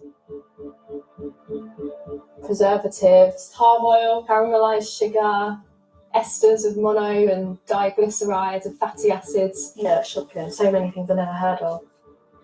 And there's one ingredient the twins keep seeing again and again. And then the emulsifiers again. We've seen that a few times, haven't we? Emulsifiers are essentially a glue. They stick components together so that they have a good mouthfeel and they don't fall apart in your mouth or on the plate. So here we have carboxymethylcellulose, CMC, which is one of the commonest emulsifiers used in the food industry. And I'm just going to demonstrate what happens when you just add water to it, and it very rapidly becomes like a glue, a stodgy mass that sticks everything together. The food industry uses around 60 different emulsifiers, often to enhance the appearance, texture, and shelf life of ultra-processed foods. Some are naturally occurring, others are chemically produced. It's found in an incredible number of our foods, and they are potentially harmful. Dr. Touvier's study has also been looking at emulsifiers. Panorama has been given exclusive access to her findings. They're yet to be verified by peer review, but she says they're concerning. We observed significant associations between emulsifier intake and increased risk of cancer overall and breast cancer notably, but also with cardiovascular diseases. 10 years ago, a report funded by the European Commission said the consumption of chemical emulsifiers by UK adults sometimes exceeded safe limits. Some children were consuming even higher levels, yet no action was taken by regulators. In population, especially children, are above the acceptable daily intakes. It's really something we should be concerned about. It's pretty horrific that so many children are affected. It's even worse to realise that no one has done anything about it. At this party, the children are largely eating unprocessed food, but their parents are still worried. If there is evidence that there's links to cancer, it's really scary. It begs the question, why is nobody actually bothering to look at that? They're little children. They cannot be exposed to those things. 13 and I'm worried. That's how it makes me feel. I think it's outrageous, to be honest, because you get them in for snacks, you get them in to give to the children when they're coming from school and they're hungry. We should be protecting our next generation, not exposing them to harmful chemicals in their food. Standards Agency, the FSA. It says it's about to launch a public consultation on some emulsifiers. There's growing concern the impact of ultra-processed food on younger people is already being felt. Hello, Sandra. So, how are you doing? I'm good, thank you. Yeah. Hunida discovered she had type 2 diabetes when she was just 31. Not anyone as young as me has had diabetes in my family. So when I was the first one in the young generation, it was quite a shock, you know. I am aware medically of the seriousness of diabetes and what it can do to you long term. She is one of 4.3 million people in the UK diagnosed with diabetes. Rates among the under 40s are growing faster here than anywhere in the world. Diabetes levels at Dr. Sadra's Slough practice are above the national average. His patients face a range of risk factors. In this practice, we've got 25% of adults are either pre-diabetic or diabetic. This is very worrying. It is very concerning. In the last 12 months, I've had more than 100 new diabetics being diagnosed. We have 16-year-olds and 17-year-olds who have been diagnosed. I'm finding patients who are younger with certain cancers. That's how bad things are getting. Dr. Sadra is clear on what he thinks the cause is. The chronic disease escalation is primarily related to food intake. There's no question about it. As well as the ingredients in our food, many scientists are worried about chemicals in some of the packaging it comes in, particularly bisphenol A, or BPA for short. It's used in some ready meal plastic trays, bottles, and takeaway containers. BPA gets into our food because it leaches out from the plastic containers and is increased if you increase the temperature of the plastic, as can happen on a hot day, or particularly if you put it in a microwave. A review of more than 1,000 studies suggested high levels of BPA were linked to cancer and infertility, with particular concerns about the impact on pregnancies. Our hormonal pathways has been associated with increased rates of miscarriage, stillbirth, or malformations in the fetus. The European regulator was so concerned that in April 2023, it updated its guidance, dramatically reducing safe levels for human consumption. The UK's regulator, the Food Standards Agency, gets advice on chemicals in food from the Committee on Toxicity. It took a different view. It's chaired by Professor Alan Bubis, seen here speaking at a scientific conference. I'm a member of a number of science advisory boards. Alan Bubis is an emeritus professor. Recently, Professor Bubis and some of his colleagues have been arguing that the authorities ought not to be focusing on the potential risk that chemicals might cause to reproductive systems. A series of reports co-authored by Professor Bubis have downplayed the risks of BPA. The most recent paper said that it was not plausible that the amount of BPA we're currently exposed to could cause us harm. The paper also said the professor had no personal relationships that might influence his conclusions. But he didn't declare in that paper his relationship with an organisation called the International Life Sciences Institute, known as ILSI.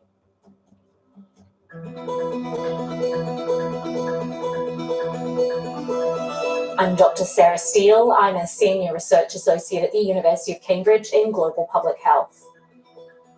The International Life Sciences Institute, which most people call ILSI, was set up in 1978. They have multiple branches around the world. They're a truly global body. By working with experts, ILSI's glossy videos spell out its mission. ILSI is a non-profit charitable organization that works for the health of the public. Hundreds of scientists work with the Institute worldwide. It says it encourages collaborations between academics and industry. They kind of say that they produce science for the public good. It's who we are, and it is. But ILSI gets much of its funding from some of the world's largest food and chemical companies. Clarity. There's been a large number of multinational corporations who funded ILSI, big food, environment, chemical, those kinds of multinational corporations. In 2012, the European Food Safety Authority was so worried about potential.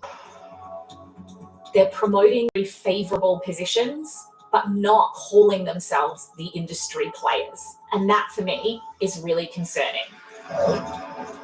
But here in the UK, the Food Standards Agency allows Professor Bubis, an unpaid board member and former president of ILSI Europe, to chair the key advisory Committee on Toxicity. I think it's entirely inappropriate that the chairman of the Committee on Toxicity is so closely linked to an organisation promoting the interests of the chemical and food industries. More than half the members of the Committee on Toxicity have recent links to the food or chemicals industry. And last year, it disagreed with the European regulators' proposals to cut the safe level of BPA, criticising the regulators' approach to the evidence. That means the safe level in the UK is now 20,000 times higher than in Europe.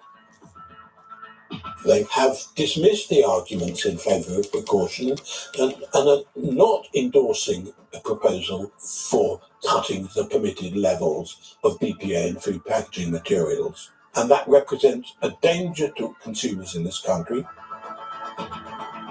Currently, the Food Standards Agency says BPA poses no risk to health. But it says evaluation is ongoing.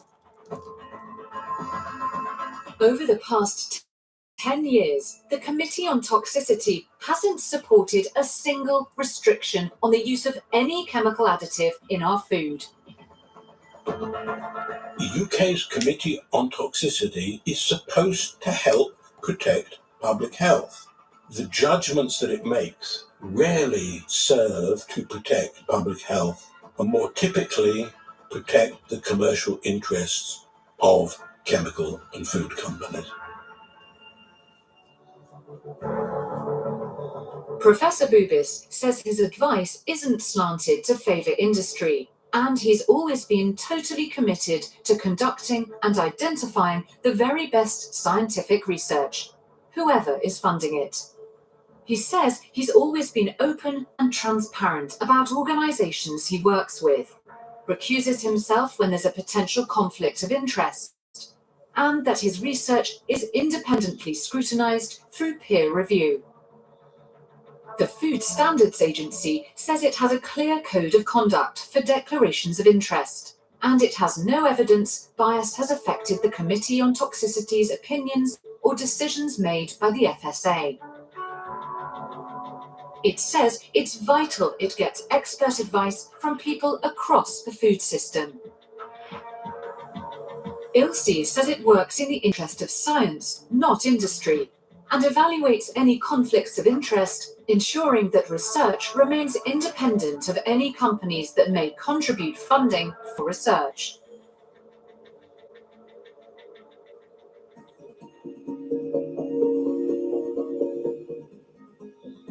Twin Twins Amy and Nancy have finished their 2-week food test.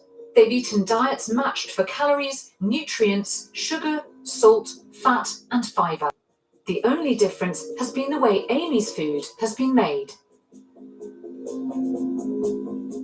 Are you interested to find out how you got on? Yeah, we don't know anything, so we're excited to find out.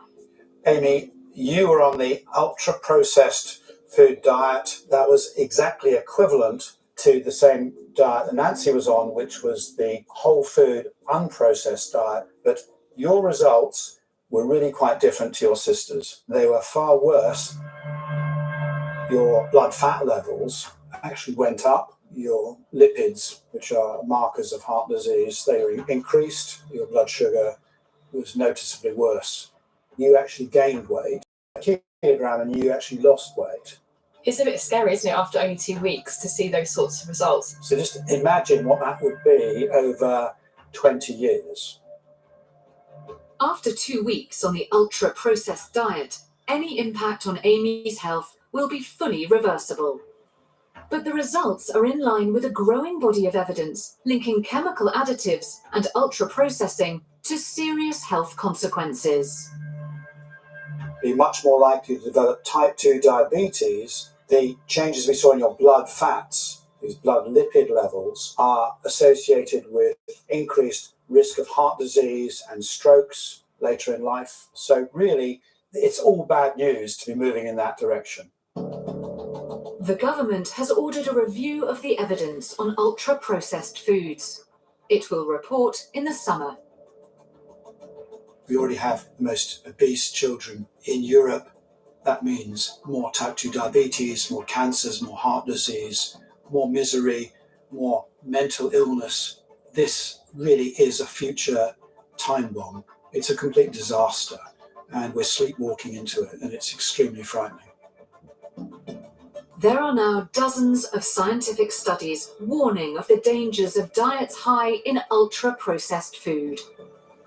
In a decade that's seen a rapid rise in chronic illnesses, is it time to take stronger action?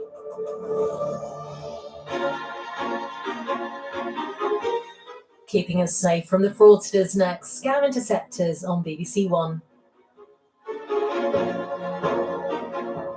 Scam Interceptors. That's a good program. Honestly.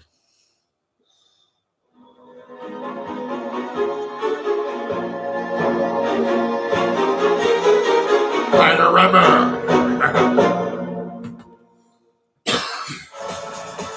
We're hitting the road to explore beautiful Britain. Come in, let's go. Something we haven't done since we was kids. Dad, there you carry on. Tell it.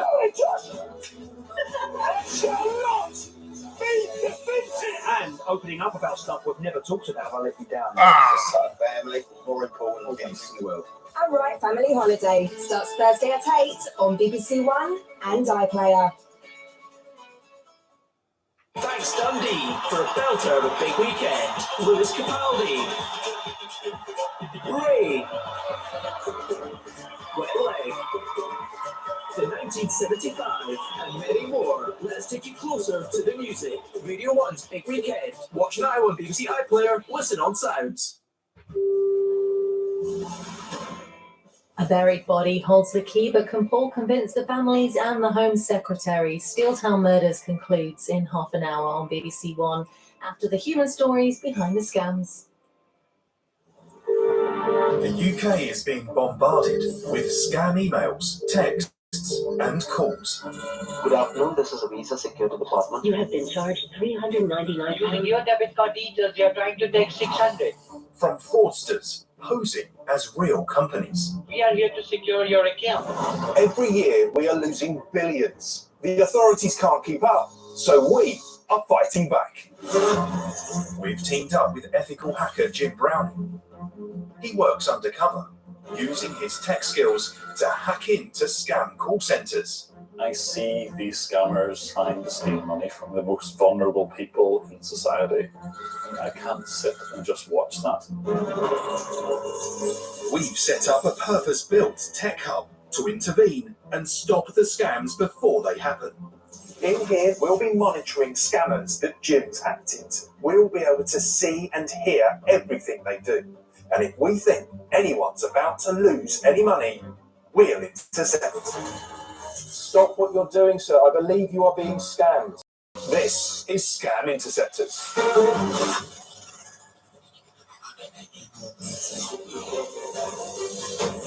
On today's programme, a vulnerable man in the grip of scammers is in grave danger.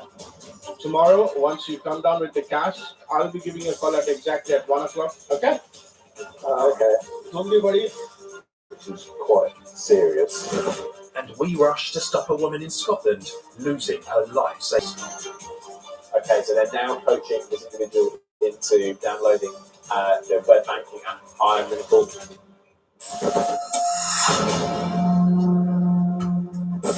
Scams are a global problem, fleecing millions of people out of millions of pounds every year. And I'm afraid the scammers' tricks are just as effective thousands of miles away as they are here. I will be personally giving you the security officer's account details. Okay? And I will be giving you the user ID and password to look into it. The amount is there into your account or not. Okay? In our scam hub at the BBC's Glasgow HQ, the team and I have tuned into a live scam, but are struggling to make sense of it. Okay, yeah. Is that an American accent? Could be, or Australian, I'm not sure. So I'm starting to get the picture now, yeah. Our sound feed from the scam call centre keeps breaking up. But from what we can hear, this scam seems different from anything we've seen so far. This office on screen is a reconstruction of the rogue call centre we've been investigating. But the audio you can hear is the real live feed. You don't get worried. You don't get worried. No money is getting out of your account or no money, you're not losing anything, okay? Because I'm over here to see the security. That's it, okay? We're not even sure of the location. Sorry, we're in Perth. As in here, all of us. Although there's a Perth here in Scotland, just over an hour from the Glasgow Scam Hub, we think the man being targeted could be in Perth, Western Australia. And the scammers are asking him to do some very strange things. First, when you go tomorrow, you'll be saying that you went to Motor Park, right? Then the second day when you go, I will send you the same branch. I will be sending you the different branch. Different location. You go there, you pick up the money, you send it different to them. The third day, I will be sending you to different location. The scammer is from a call centre we've monitored before, but this is not a scam we recognise. So the fourth day, when it comes down on Friday, you can go to the same branch and withdraw the money and tell them that it's for the renovation for my house and itself. This is a different scam. It sounds almost like courier fraud. He's asking them to.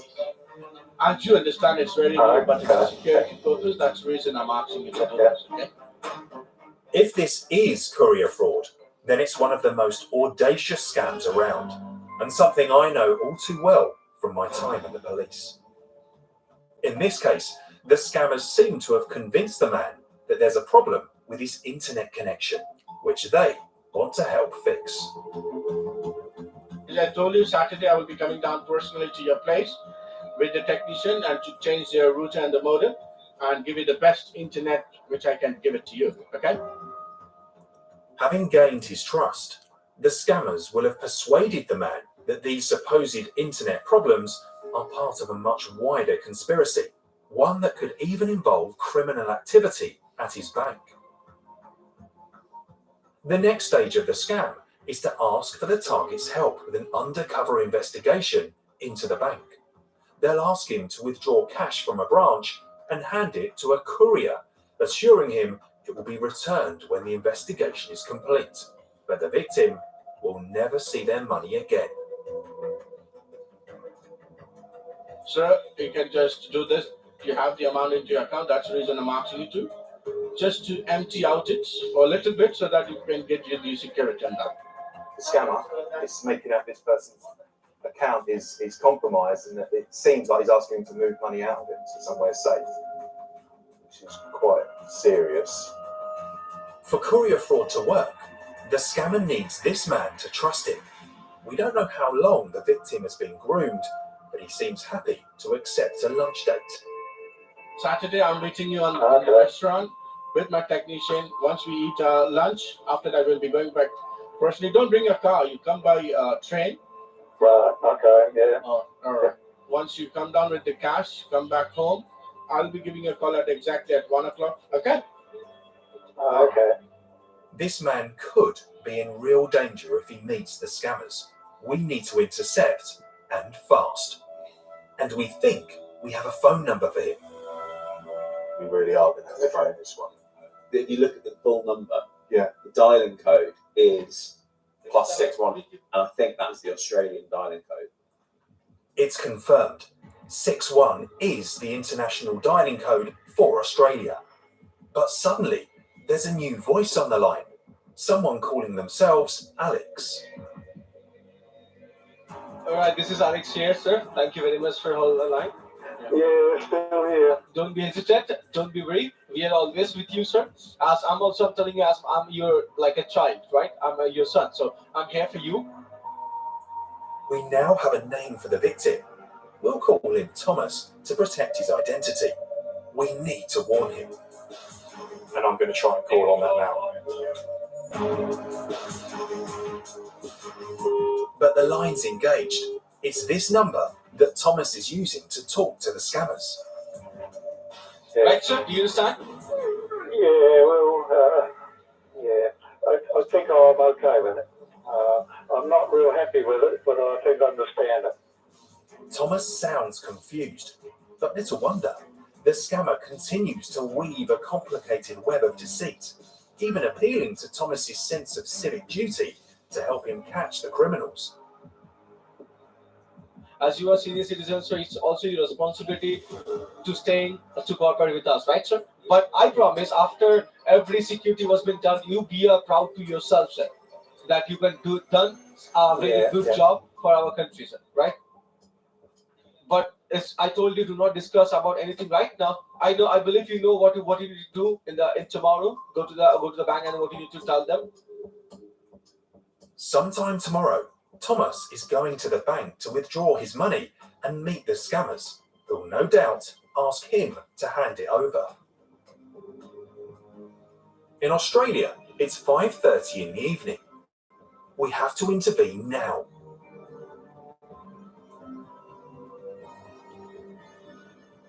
Don't be worried. I'm 24/7 with you here. Okay. But let's try and get in touch with this guy. This is quite bad. So don't be worried. You're gonna take care, sir. Bye-bye, sir. Bye-bye, sir. The scammers close the call. We can win it. Now with a chance to speak to Thomas and warn him about the danger he's in.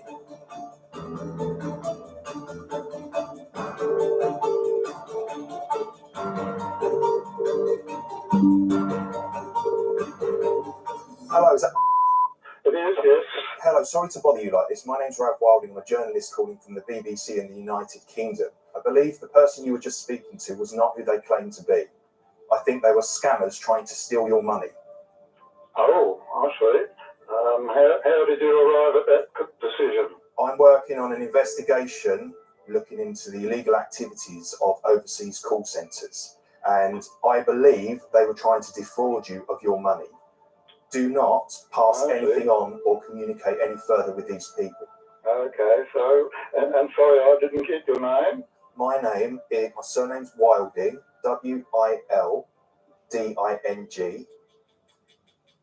Thomas sounds suspicious. If he spent the last few days talking to scammers, why should he believe me? We're monitoring these scammers. We're looking into their illegal activities. They've been defrauding so many people in the United Kingdom. If you want, we can send you an email explaining who we are. I can send you a letter, although it will take some time as you're in Australia. But I can do anything you wish to prove who we are. Okay, right. I would like to have an email coming from you about this. Absolutely. That has not been functioning. That's why I sought somebody with knowledge to fix it for me. I understand this is a lot to take in, but I would urge you to speak to your bank explain what's just happened, and if they have asked you to put any software on your computer, it's really important you take that off. Really important. Are you able to do that, or do you live with anyone? I probably could not do it myself. I'm fairly new with the internet. I can't stress strongly enough. These are scammers, and they're trying to take your money. They're not who they claim to be. Okay, thank you for that. You take care. Thank you. You take care. You too. Bye bye. Oh, dearie me, that was, I think, a very lucky escape. He sounded like quite an elderly man. He's not used the internet very much in his life. He actually had some issues with his internet, which is why he said he reached out to someone that he thought could help. And these people, it was quite clear they were trying to suggest there was some issue with his bank account and to move the money. They were even saying they were going to take him out for lunch. Utter rubbish, as we know. And this poor man could have lost everything. He's based in Australia, so literally the other side of the world. So good work. Good work, team. As promised, we sent Thomas a letter to explain who we were, and when we spoke to him again, he believed us and took our advice to let his bank know and cut contact with the scammers. Later on, I find out the true cost of courier fraud from one of Britain's leading police experts. We deal with the aftermath day in, day out. It's not just a statistic, it's a person behind every one of these crimes.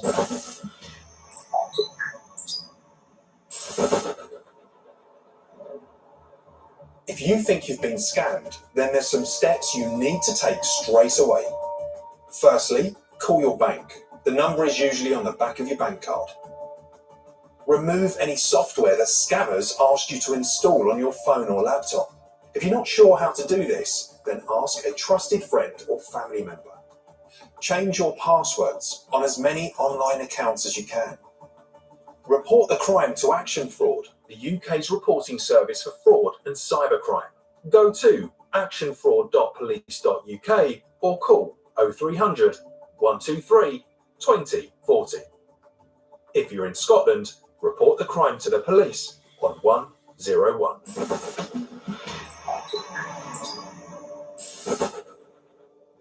You might think the people most at risk of being scammed are those that live alone, without the immediate support from family that might stop them losing out. But that's not always the case. As our next story shows, even the people with the closest of support networks can still find themselves falling for the scammers' tricks. Back in the Glasgow Scam Hub, the team are listening in to yet another attempted scam.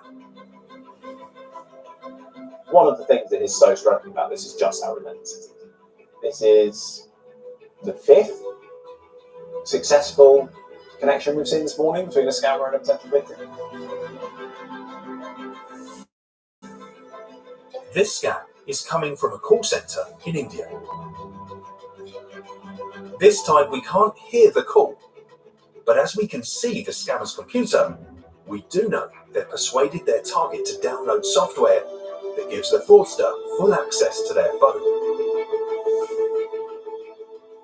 But as we can see it too, we can look for the victim's contact details and try to reach them to stop the scam. Any detail on the screen. Any detail on the screen. Come on, give us something. I'm struggling at the moment to get enough info here to be able to do anything about this. The scammer's working what we've called the subscription refund scam. It all starts with a phone call out of the blue, when a recorded voice tells you there's been suspicious activity on your online Amazon shopping account. Dear customer, we'd like to let you know that we have placed your order for Amazon Prime membership. If you have any concern with membership related or refund, please press 1. You're then put through to the scammers. They tell you that you need to secure your Amazon account, but for that to happen, you have to let them access your phone or your computer so they can guide you. If the person buys the scammer's line that their Amazon account has been interfered with, the next stage of the scam will be to convince them that their bank account has also been compromised. The scammer will then try to get the victim to transfer their money straight into the scammer's hands. And so far, the scammer's plan seems to be working. They really do seem to be, they're buying this because they've been in this for a while now. It's now a race between the scammer completing the scam and us getting a name and a contact so we can warn the target of the danger they're in. I can see where this person is currently -1. Ah, Mags Lang. Mag, it's probably Maggie, isn't it? Margaret, yeah. But if we're going to beat the scammer, we need a phone number. I think I've got something. You got something? I've got a Margaret Lang known telephone numbers found. I've got an address. Brilliant, okay. So we've got a name and a location now. Fingers crossed we'll be able to use the telephone director of the electoral roll to find out a landline for this person, maybe. But we need that information now. The scam is progressing quickly. Okay, so they're now coaching this individual into downloading the web banking app Revolut. So it's highly likely that this is going to be what they're going to use to perhaps transfer some money. The scammers will have told Margaret that she needs to move her money to a new secure account via the banking app. It's a lie, of course, but so far, Margaret doesn't appear to have realised. They're downloading the Revolut app now. Then, suddenly, we get a stroke of luck. Okay, so we've got WhatsApp open. Margaret opens a messaging app. And there's a mobile number. I'm going to call.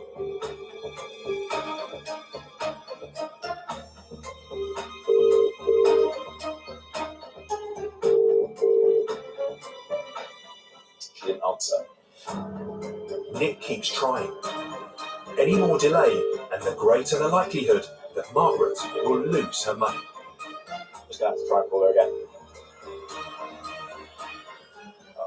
Voicemail again. Margaret begins to sign up for the new bank account, the one the scammer will use to steal her money. She's still not answering her phone. Then, suddenly, the call centre computer feed cuts off. It seems like the connection's dropped. Has the scammer been successful? They're trying to get back in now to the victim's phone. Or, unseen by us, has Margaret got wise to the scam and hung up? This is difficult because at the moment we just don't know what's going on. Not knowing whether or not the scam had been successful, we kept trying to contact Margaret. And, eventually, we did get through to her. Hi, Margaret. On Monday, you received a scam phone call from a call centre in India. They would have told you that they were calling from Amazon's security department. I got a phone call from Amazon Prime today. Margaret, I can confirm to you they are definitely scammers. That was definitely not Amazon Prime that you were speaking to. Right, after about 7 minutes, I did wonder. I don't know, I completely understand. As it turns out, Margaret had hung up on the scammers before they got their hands on her money. You did absolutely the right thing to stop it when you did. These people are scammers and they are criminals because we try and intercept these scams before they happen. Luckily, in your case, you were clever enough to realise what was going on. Margaret agreed to come into the Glasgow HQ to tell me more about her brush with the scammers. Margaret, thank you so much for coming in. Can you just explain in your own words what actually happened that day when you got that call? Well, the previous day I ordered some from Amazon, and I noticed when I came off that I had been put in to do a Amazon free trial, month's free trial for Amazon Prime, and I didn't want it. I was going to try and get through to them anyway, so they'd save me the bother of doing that. So I thought this was it. This is my chance now. I can just cancel this free trial. The coincidence that Margaret was trying to contact Amazon just as the scammers called her put her in a more vulnerable position. When they asked you to put some software onto your phone. Did you know what they were asking you to do? No, not really. I was just watching what was happening on my phone and couldn't see what, and I didn't have my specs on, so actually when they were telling me to do something, I couldn't always do it. So today, Margaret has her specs with her, so I can show her exactly what the scammers were up to. Margaret, seeing this image here on the screen, does that look familiar to you? Yeah, that's my phone, yeah. And the scammers are watching everything that is on your phone. Right, right. How do you feel about that? It's not great, really. Do you think that someone potentially hundreds of miles away was watching the same thing? No. That wasn't the only piece of software the scammers persuaded Margaret to download onto her phone. Minutes later, under their instruction, she opened the banking app Revolut. Does that look familiar? I don't know what it is. I've actually, I think, see when that comes up and I see it, I think I give my grandson the phone sometimes, and I think, and he puts on maybe games, and that's come up, and I was thinking that's something he's put on. If I was to ask you what Revolut is, I haven't a clue. I wasn't sure. I had never bothered after that. I just ignored it. So, Revolut is actually a kind of banking app. Many people use it for legitimate business, but it's also a banking app which we believe the scam company are using by asking people to put money into that. Margaret, my strong advice is you remove that app. Right. As soon as we can. Right. Okay. We contacted Revolut, which said it takes fraud extremely seriously, and its systems now stop 90% of scams. It pointed out that frauds like these are not unique to Revolut and are widespread throughout the industry. And it stressed that if a customer has any suspicions about a transaction, it should contact the company via its secure in-app chat and request a callback. Thankfully, as the scam call progressed, Margaret thought twice. He says to me, Terry, just to make sure, just check your bank account and see if anything's come off. So I said, well, the free trial doesn't need my bank account. I says, well, I've not got my bank account on my phone. Anyway, I just felt his demeanour changed, kind of, I don't know, lost interest maybe, or he kind of went cool. So just says, no, you're fine, I just cut him off. So you hung up? I just hung up. Tell me about your husband then. What did he think? He was getting annoyed the way I was going on. He says, come off. He just was, because he knew I was getting stressed. He could tell I was getting stressed, and he says, just leave it. But and then at the same time, there's always this other wee voice in the head saying, no, this isn't right, really.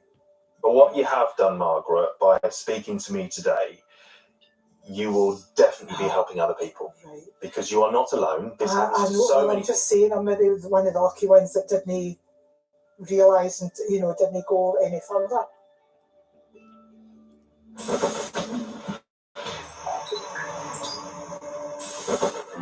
You go there, you pick up money, you say the preferred after that.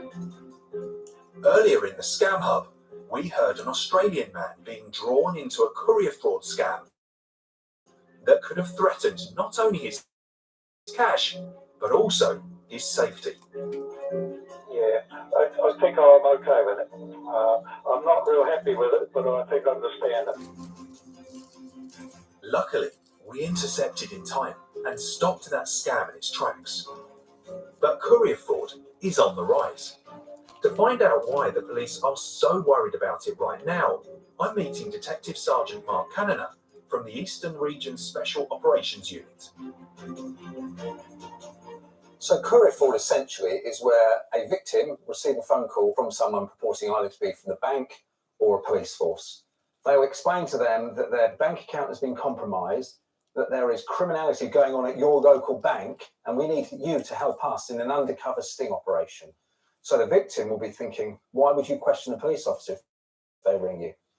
So invariably what we've seen happen is that the victim will be tasked to go to the bank, generally withdraw a random amount. The suspect will come back on the phone and say to the victim, okay, we We've checked those serial numbers at New Scotland Yard and they're all counterfeit.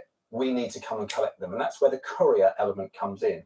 The courier will turn up, that money will be collected, and they're away. As well as cash, we've seen a variety of other things, such as expensive watches, even gold bullion. Victims are actually tasked to go physically to London, purchase maybe £50,000 worth of gold bullion bars, and hand it over to a supposed courier at the side of a street. This is big, isn't it? The amount of loss that we're seeing. Well, what we know reported loss is just under £15 million.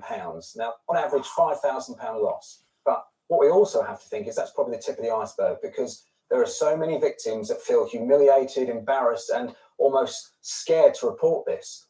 We deal with retired police officers, doctors, teachers. These are educated people that, unfortunately, because the fraud is so convincing, this is organised criminality, they will fall for their scams.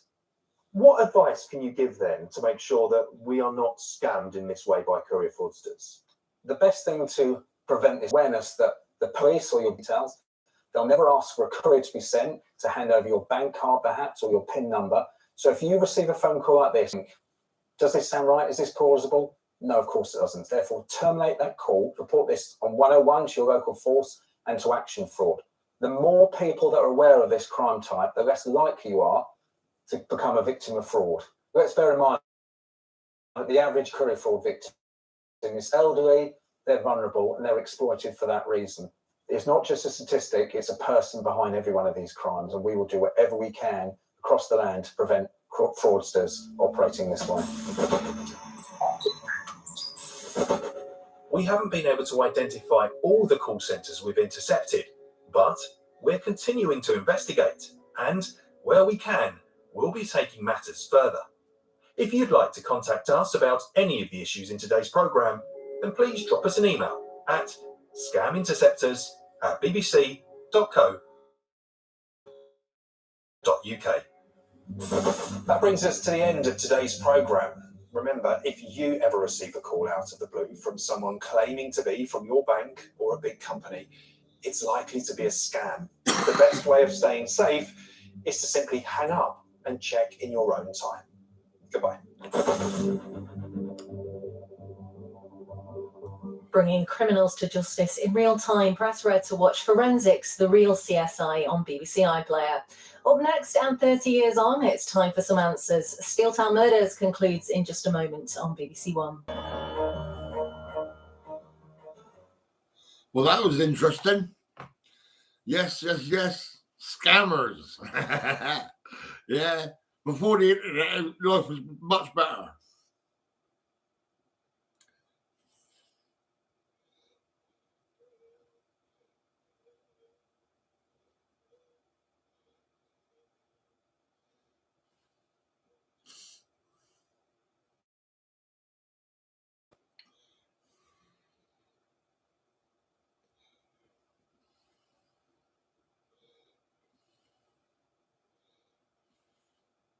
This is great.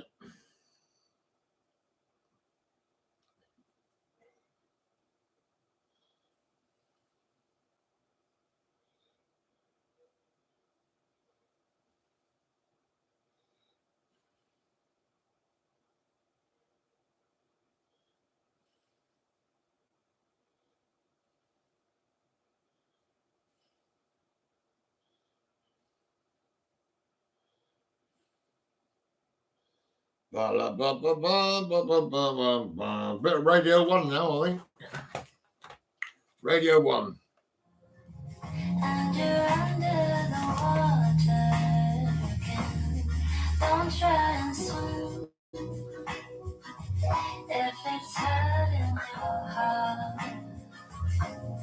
Babe, let me in. Let me see who you are. If you just let go of the tears in your eyes, you might be able to look in mine and see that I'm someone you can rely on. Just try, let him run dry, baby, cry.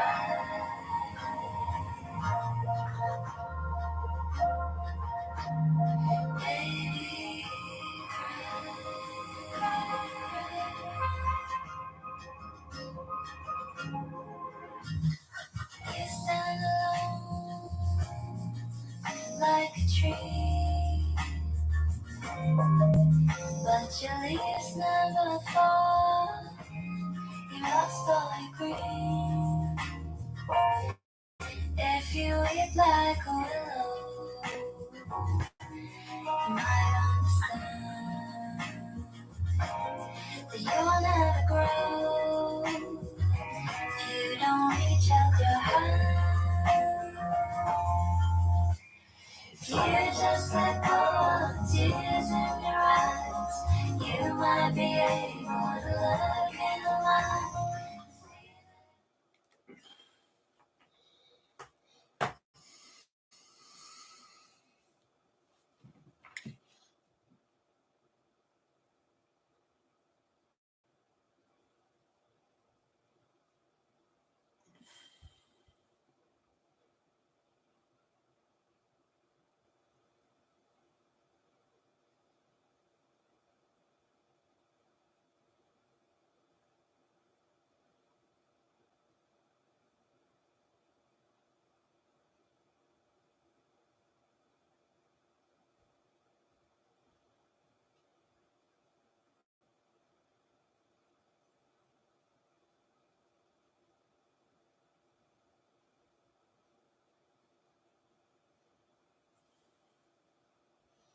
Come on then, Lee. I want him to phone up and do FaceTime so I can see my mum. Yeah, how you doing, Mum?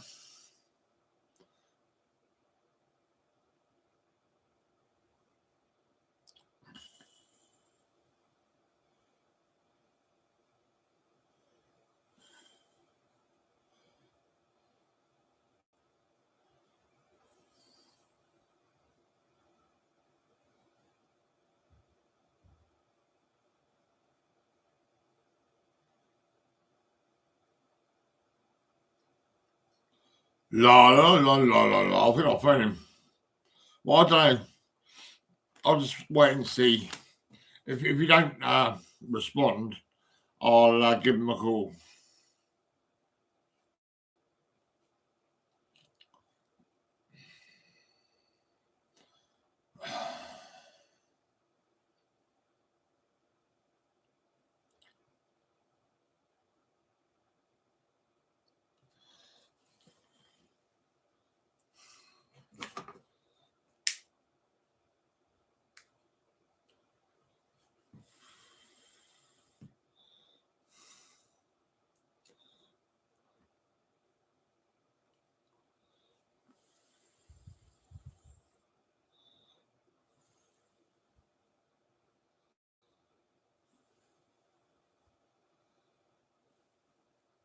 It's 9 o'clock already.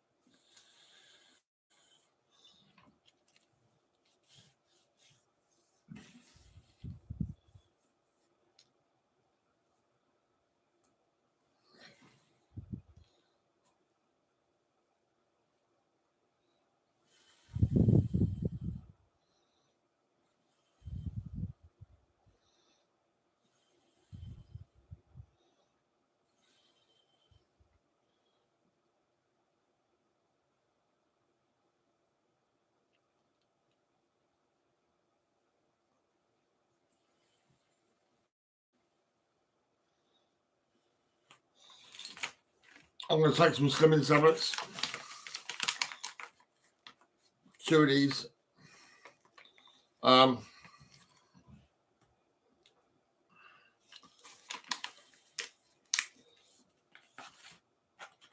got some Zopiclone, but I don't want to take them yet. That's in case I'm really so tired I've got to have one, just to try and go to sleep.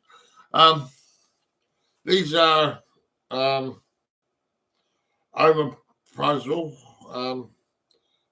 gastro-resistant capsules. Hard. Oh, I think I've had these. Yeah, these are right. To help with my stomach. So I'll take one of those.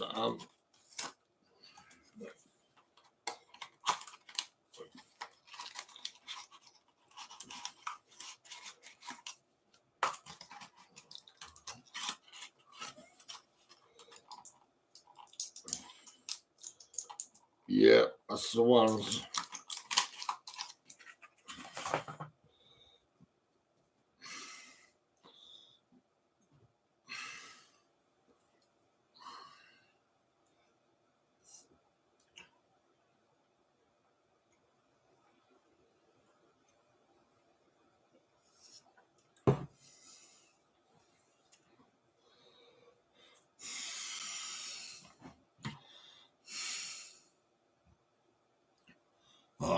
Oh, oh, fine. I think I'll take that off.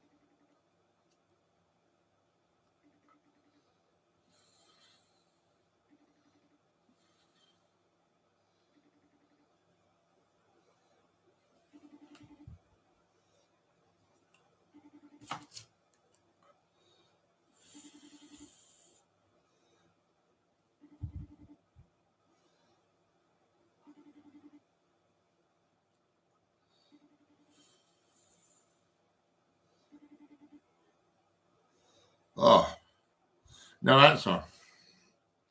Well, that's crazy. I wonder what he's doing. Probably smoking a joint in the garden.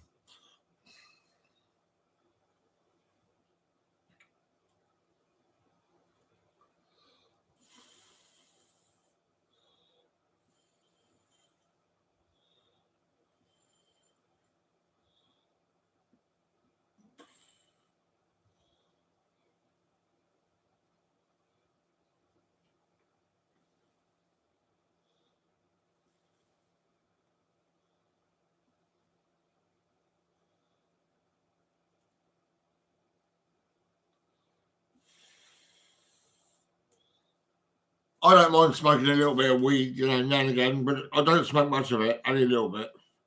Well, actually, what I do is if I get myself half ounce, I'll smoke all of it in no time at all. 2 or 3 days and it'll be gone. But like, if I go to Spain, I've been invited to Spain. They got weed cafes. They got cafes where you can go and buy weed and you can sit there and smoke weed. Yeah, sounds good.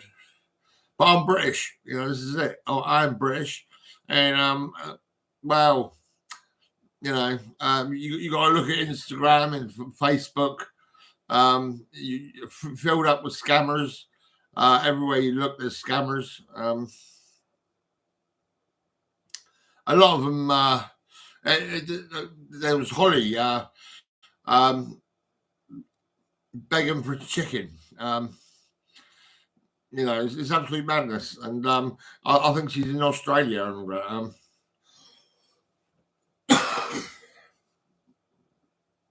I had another lady showing me an empty fridge.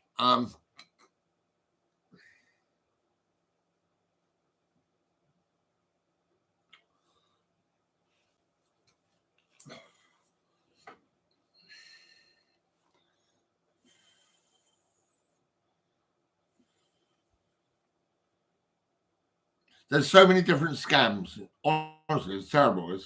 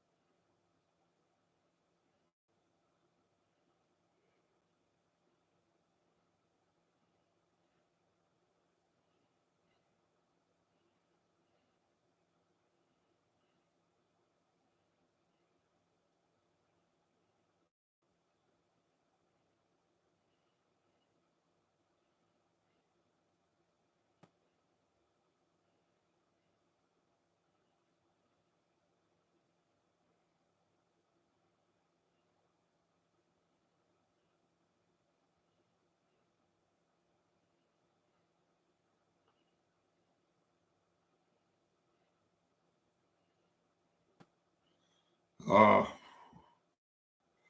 that's crazy.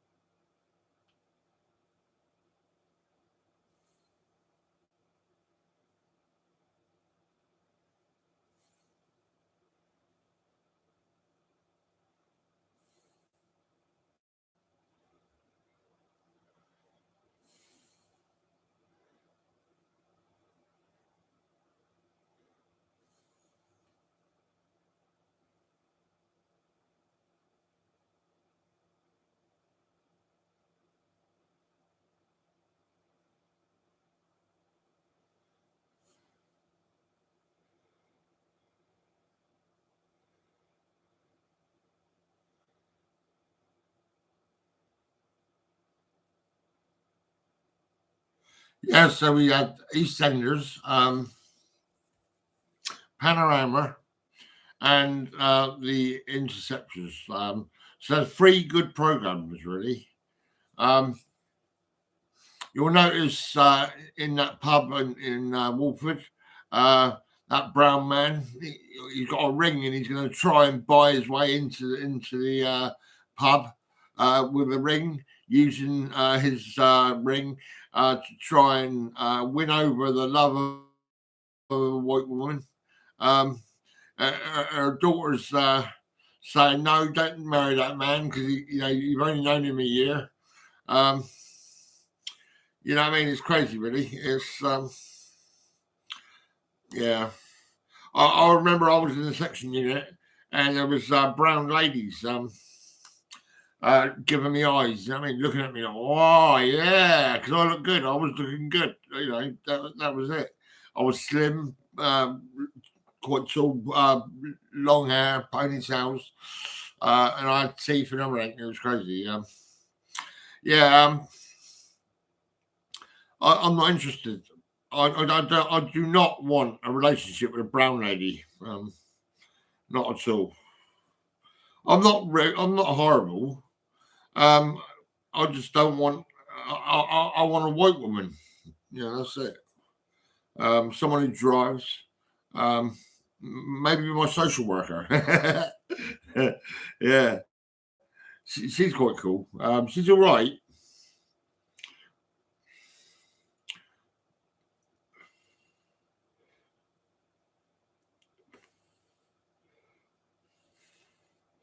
Well, oh, it was me. Yeah.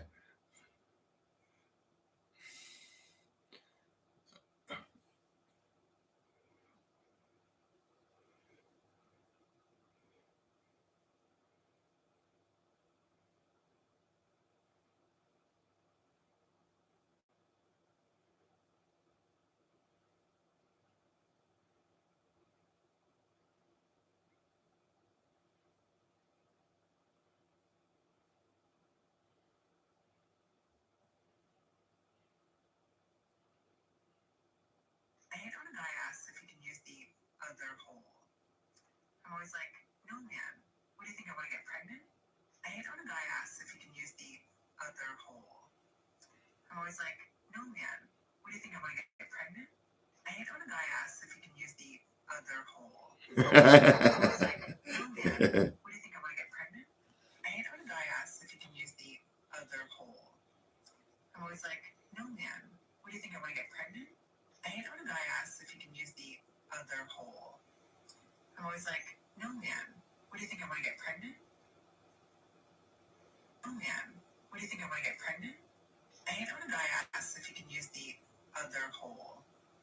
I'm always like, no man, what do you think I want to get pregnant? I hate when a guy asks if he can use the other hole. I'm always like, no man, what do you think I want to get pregnant? Yeah, that's pretty cool. Yeah. There she is.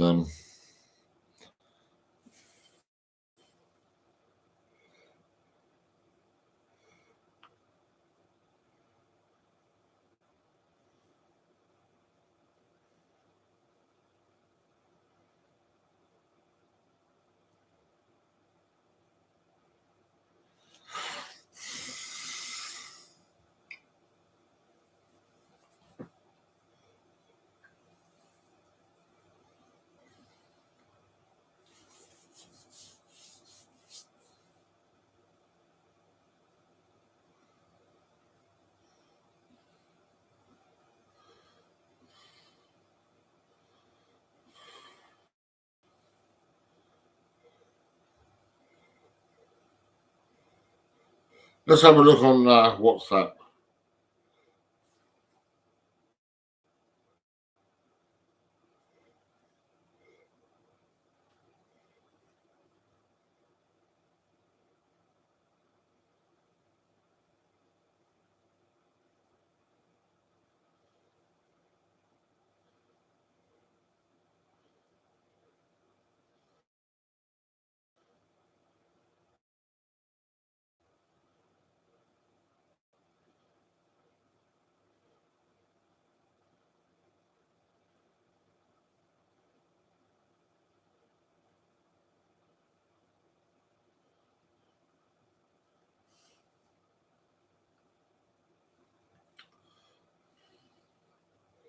Oh, so many people. It's crazy.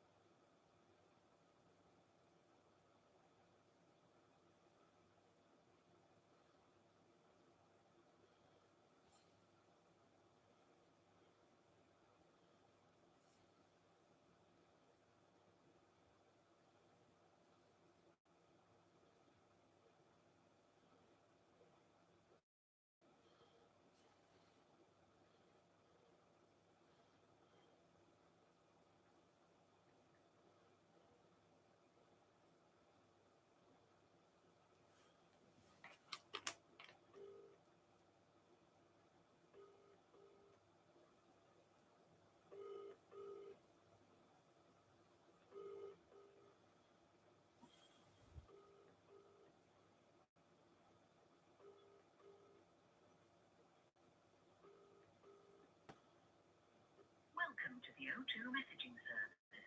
The person you are calling is unable to take your call. Please leave your message after the tone. To re-record your message, key hash at any time. You're early. It's 9:20. I messaged you about 9 o'clock, I think. I watched EastEnders, Panorama, and the scamming program. Yeah, pretty good. Anyway, I want to see Mum. Really, do FaceTime. Cheers, Lee.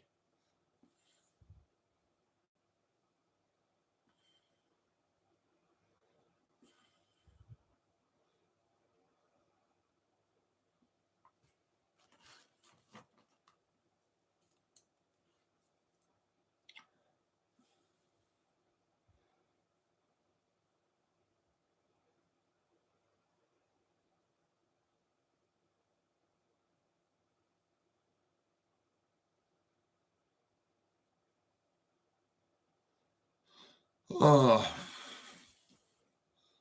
been news at 10 o'clock soon.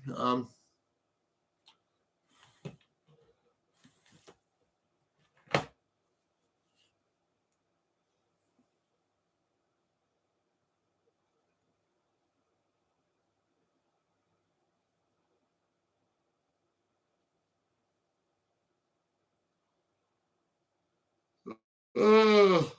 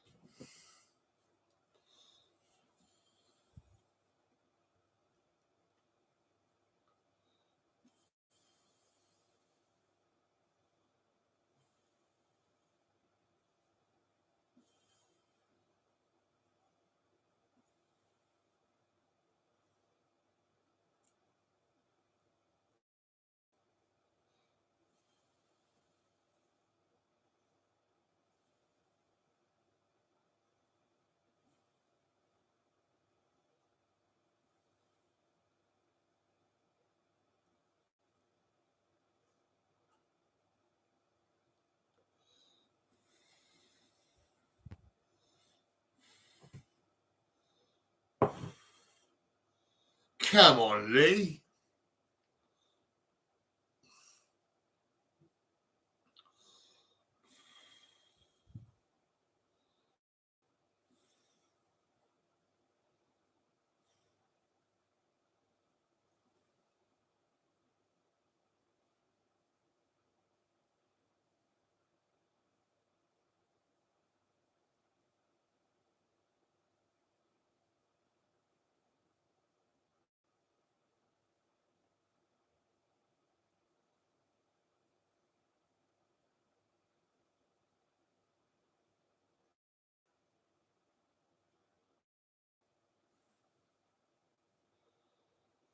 Ugh.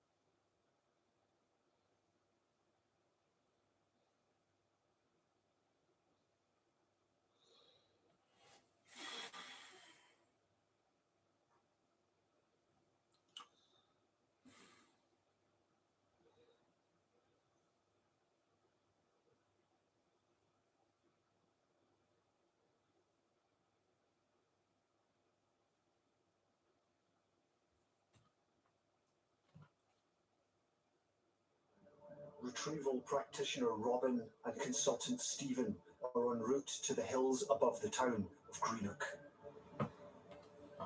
This is Emirates Trauma Team. Our ETA to scene is 15 minutes over. Was it you thrown from the vehicle? Motorbike half a year down. Males come off his quad bike, being thrown approximately 50 yards, unconscious. There is always the chance that he didn't have a helmet on. If someone is on a quad bike and the vehicle stops suddenly, the energy that is moving that vehicle forward is transferred to them, which can cause very significant injuries.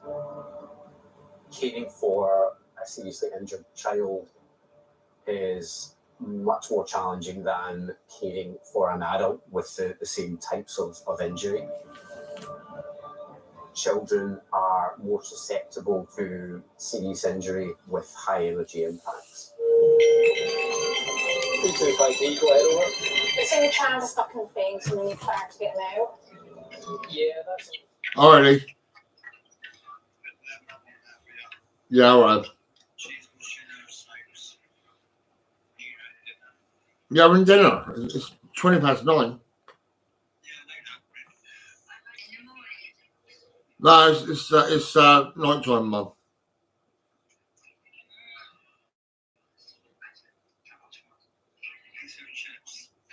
Pizza and chips. That's all right, isn't it?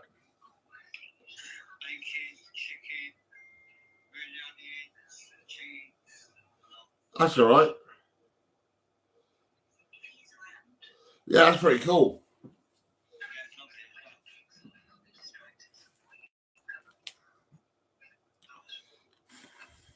I've been watching telly. Did you see EastEnders? Those EastEnders, Panorama, Scam Caller Interceptors. That's 3 programs, pretty good actually. And on Channel 4, you got the NHS.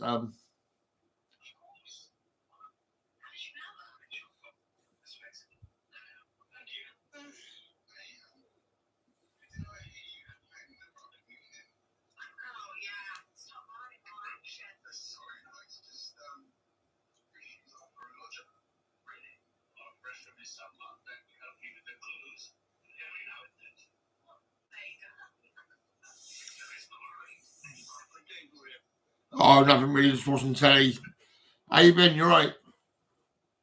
You right? Was that delivered then? Well, you went and got it?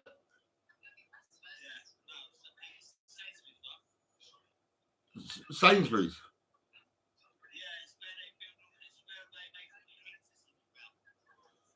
Oh, really?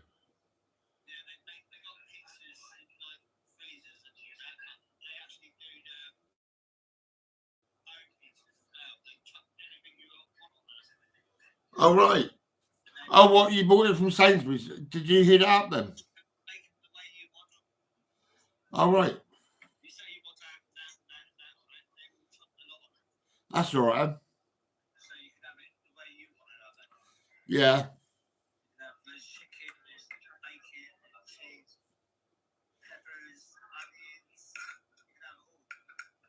Yeah. It looks all right.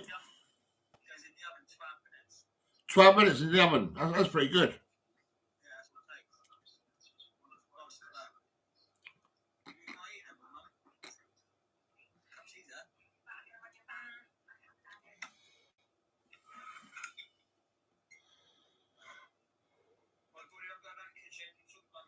Yeah, Randy.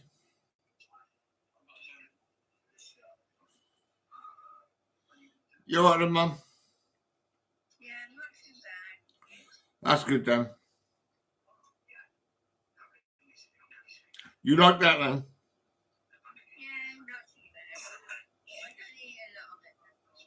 No. I actually, Mum, do you know what? When I'm awake, I eat something and I go to sleep.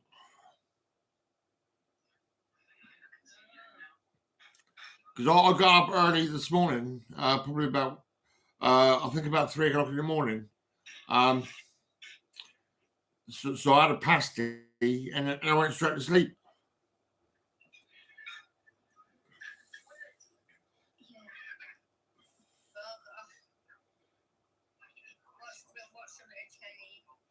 Yeah.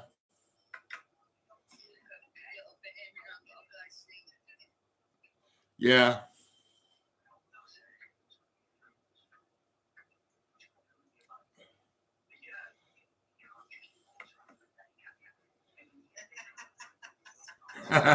What are you laughing at, Mum?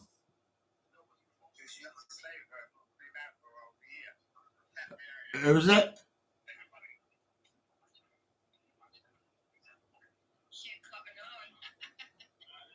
What channel are you on, Mum?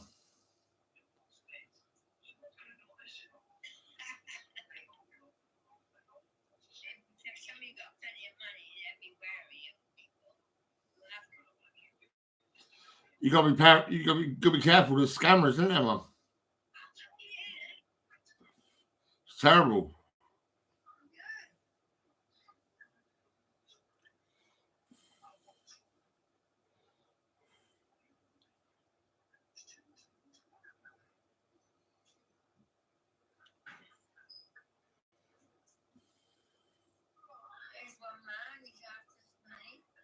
Yeah.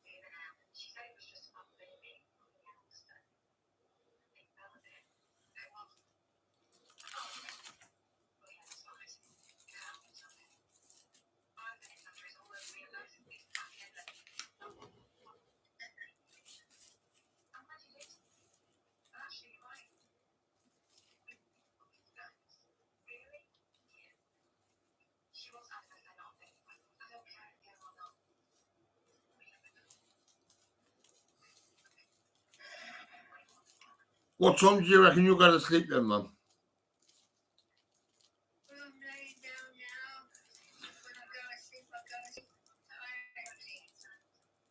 Yeah.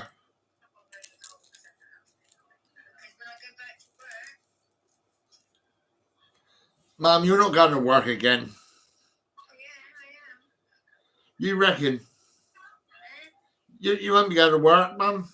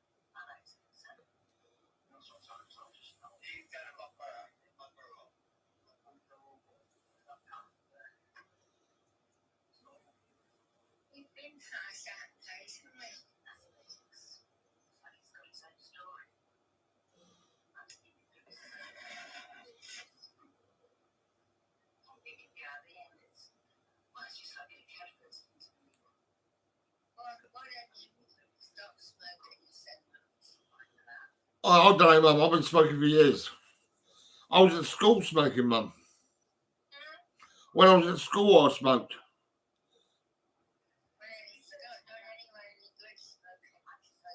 Do you remember Millbrook School? Millbrook Secondary School?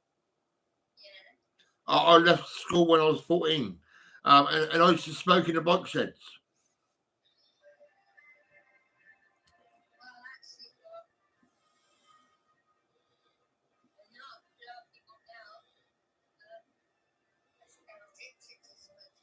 Yeah, I know.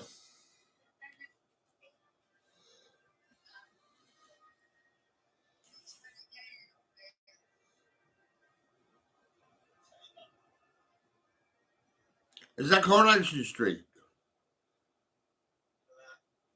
Emmerdale.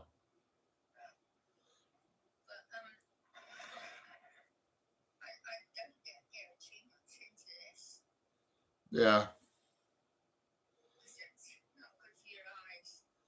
Yeah.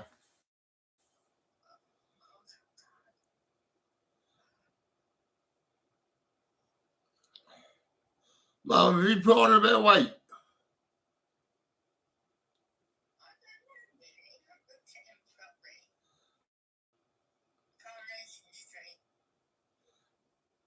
It looks like you put on a few pounds, Mum.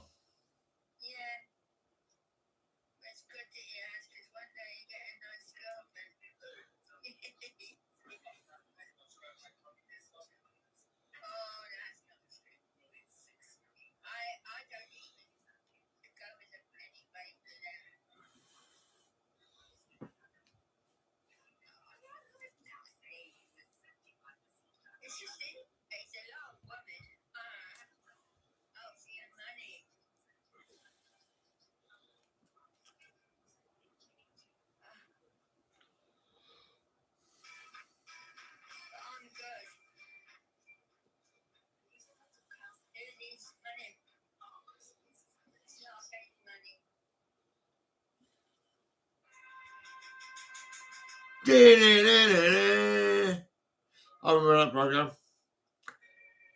Is that ITV?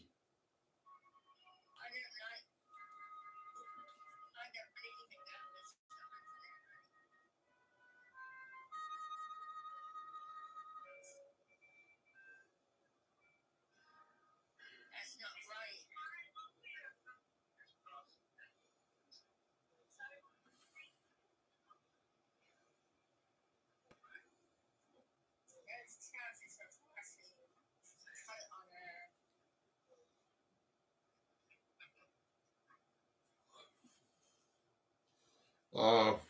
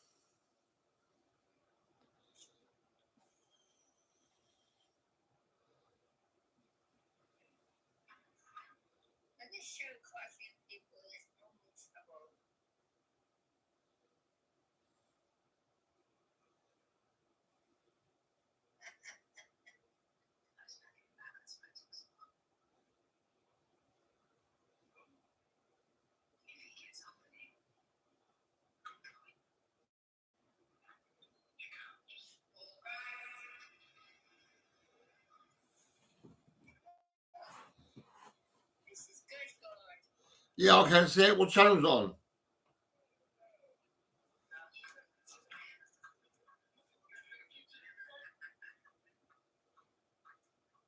I can't see it, man.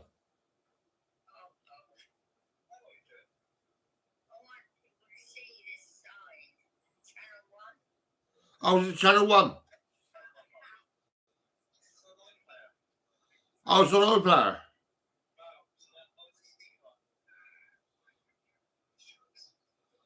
Oh, right.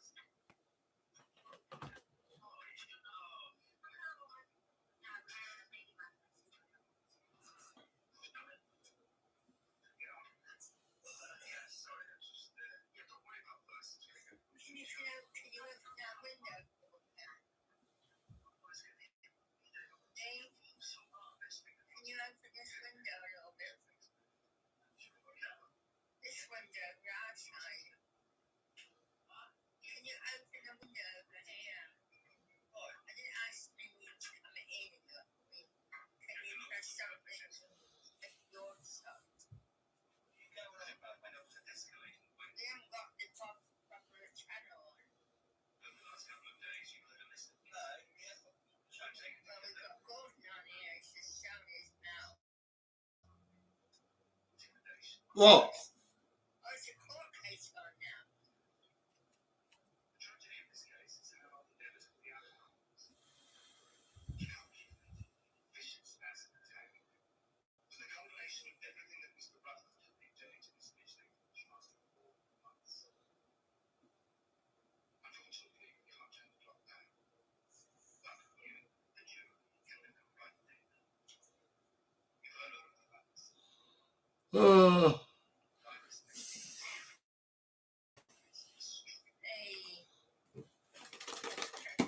Look, I got, man.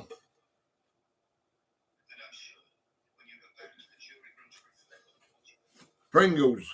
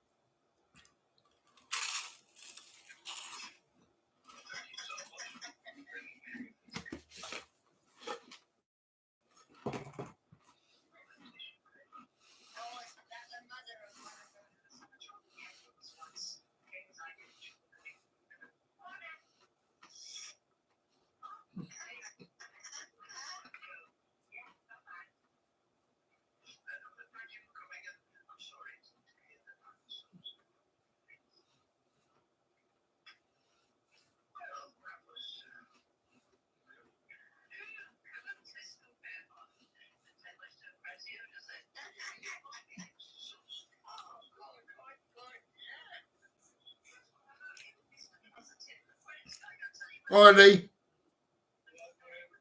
Yeah, not too bad.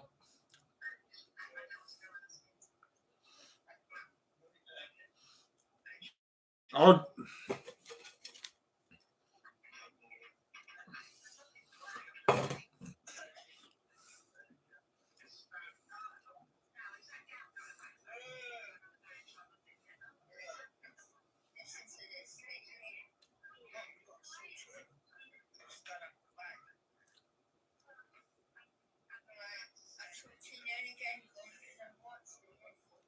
All right, man.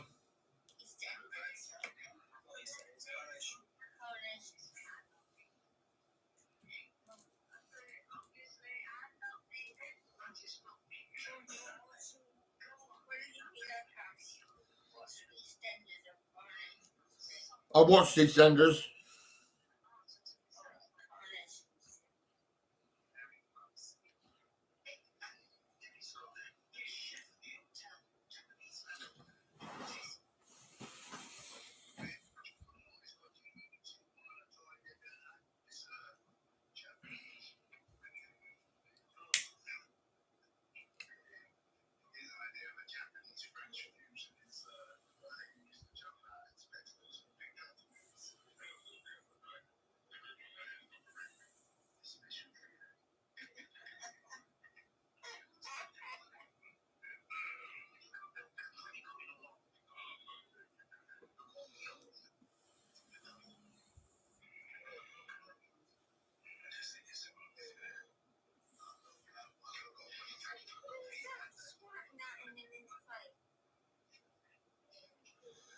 What?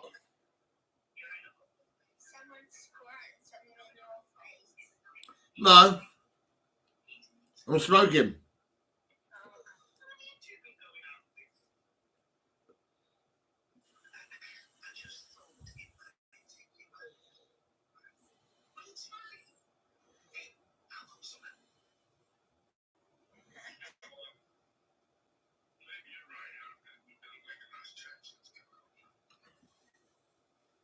This is an emotional case. Feelings are running high. But cool heads and clear minds are what we need in a case like this. It's important that you, the jury, arrive at the correct verdict and not allow your emotions to get in the way of a forensic analysis of the evidence. Evidence that points to Miss Midgley as an habitual liar, who manipulated her partner into attacking Mr. Rutherford, and then manipulated her ex.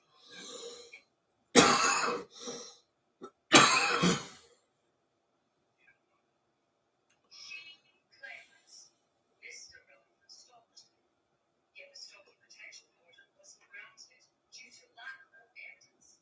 She claims she wanted him to leave her alone, yet she noted the defendant to assaulting her and then admitted to telling him that she loved him. The truth is that Miss Midgley and her jealous ex-boyfriend, Mr. Connor, cooked up a plan to seriously hurt Mr. Rutherford using chemicals that can be found in any public house in this country. As we know, Miss Midgley works in a public house. The second public house where the alleged attack took place. There is a multitude of evidence pointing to Miss Midgley's wrongdoings. Unfortunately for her, she's not on trial here. Defendant is. And unless you can be sure, beyond reasonable doubt, that Mr. Rutherford threw the acid, you're missing this. Unless something happened to return the verdict, not guilty. I think he's not good on you.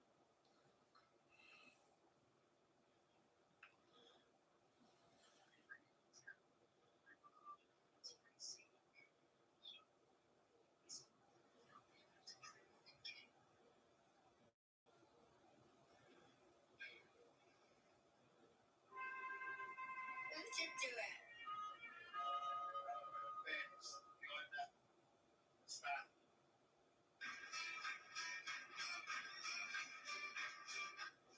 These are lots of cousins. All cousins.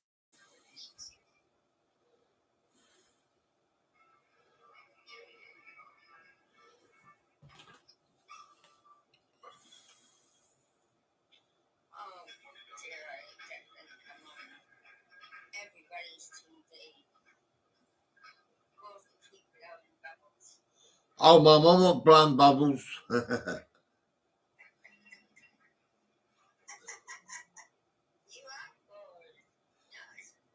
Mum, you seen how fat I am? I'm really fat, aren't I? I need an operation, really, to get rid of this fat.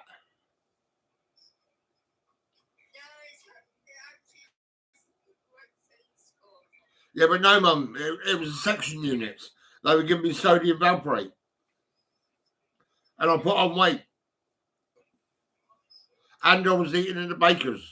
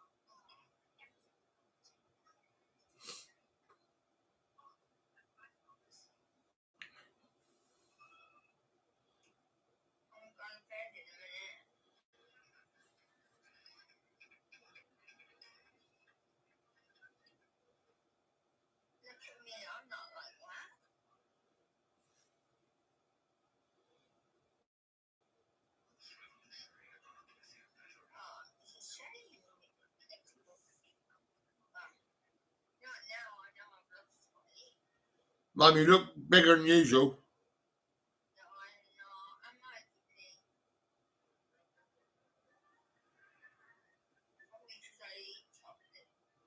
Yeah.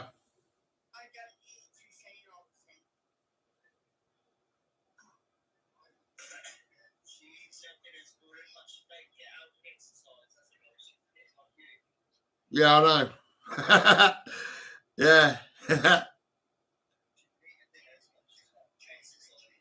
I try to have exercise, but my back hurts too much.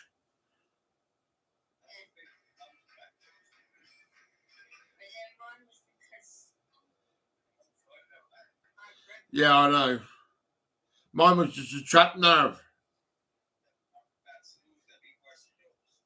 Yeah.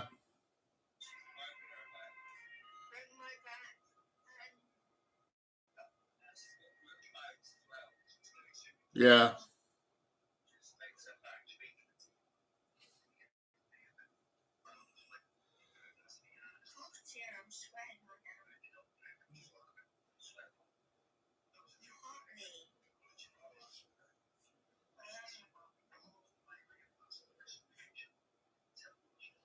I'm going out tomorrow, Mum.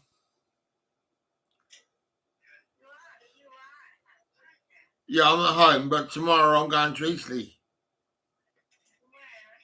Eastleigh.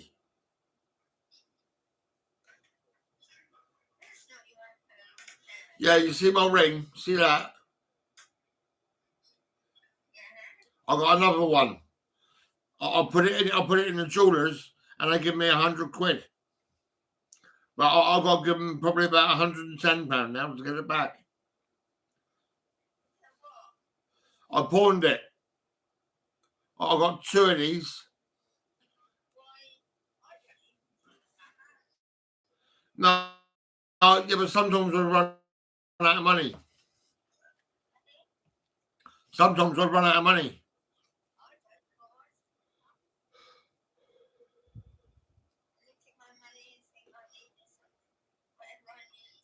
Yeah.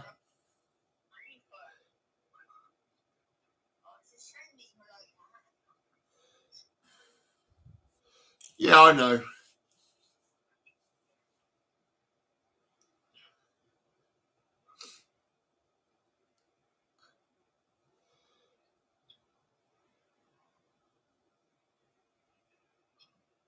Yeah.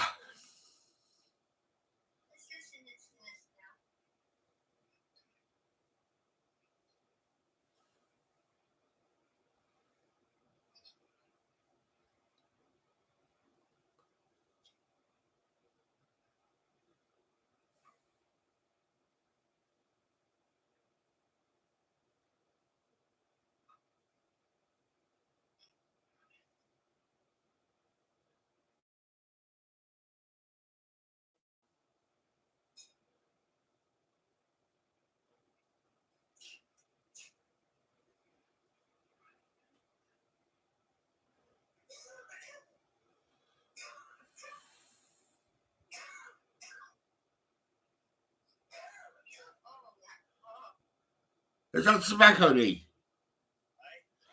You choking on tobacco. Oh, is it?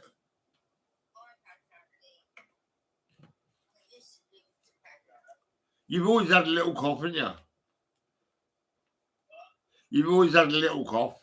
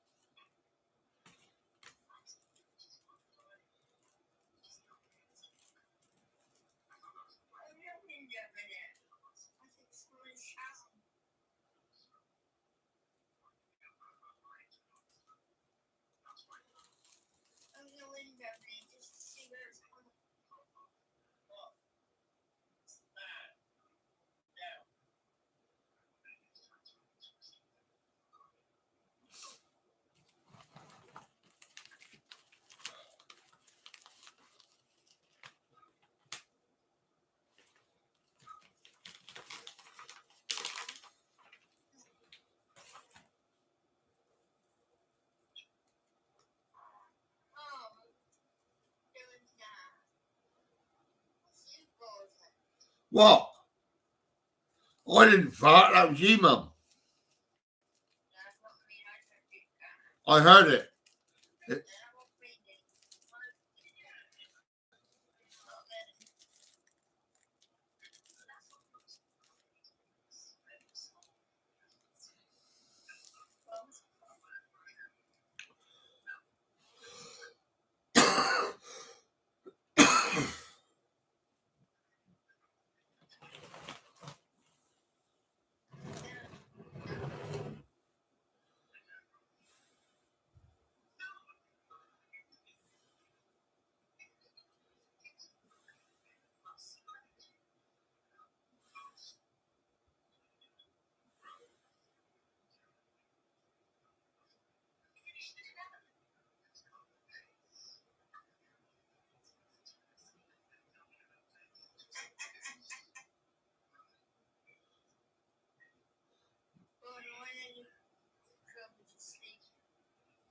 Oh, me go to sleep. Yeah, I might do. Oh, Lee.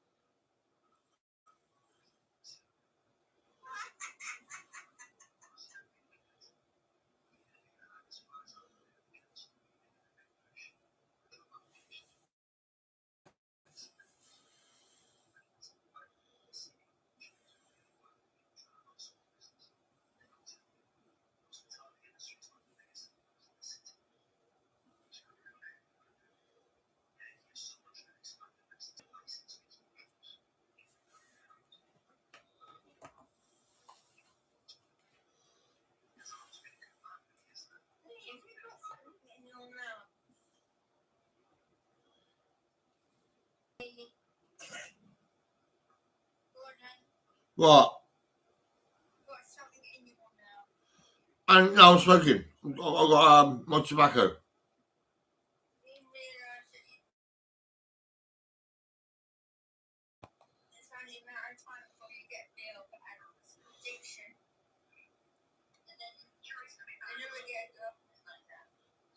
Yeah, I know, Mum.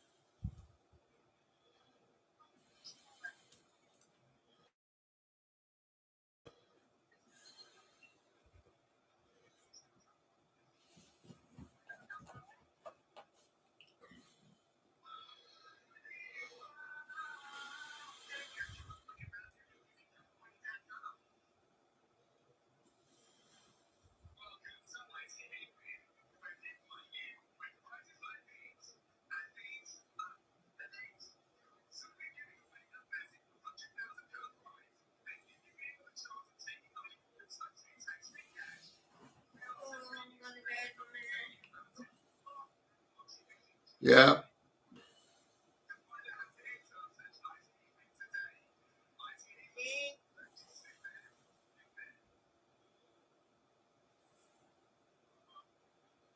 I'm just going to bed.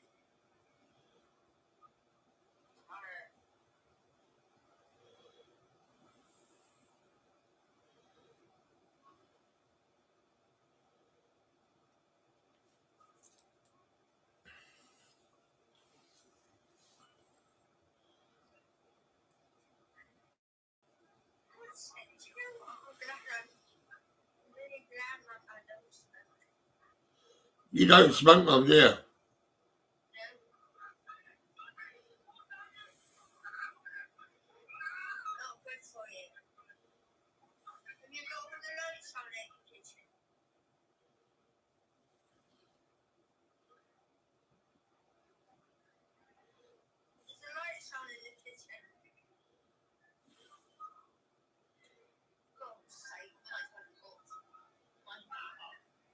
There's all the lights on in the kitchen.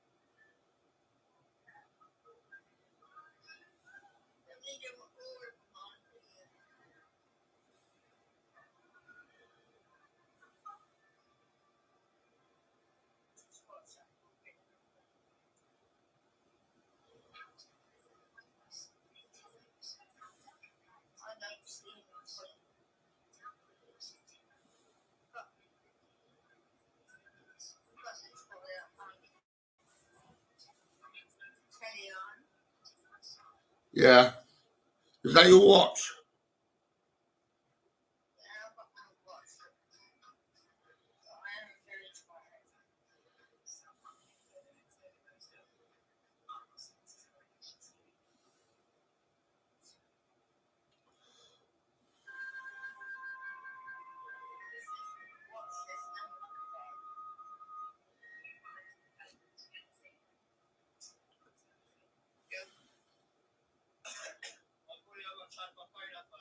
That's right, Lee.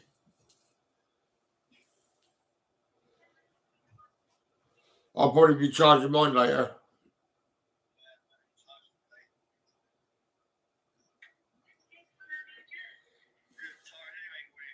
Yeah, I feel a bit knackered actually, to be honest. I woke up about 2:30, 3 o'clock in the morning. I was awake for about an hour or so, and then I went back to bed again.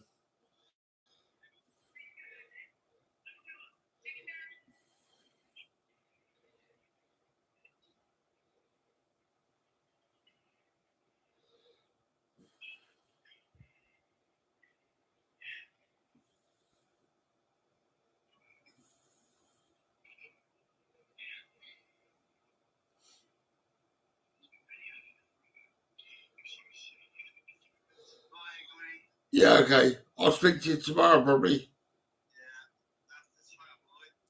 After 12, yeah. All right, okay, all right then. Yeah, I did phone you at 10 to 12 today.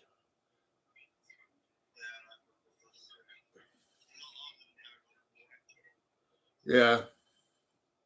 I've got a social worker coming around at 1 o'clock tomorrow. I'm going to try and get her to take me to Eastleigh.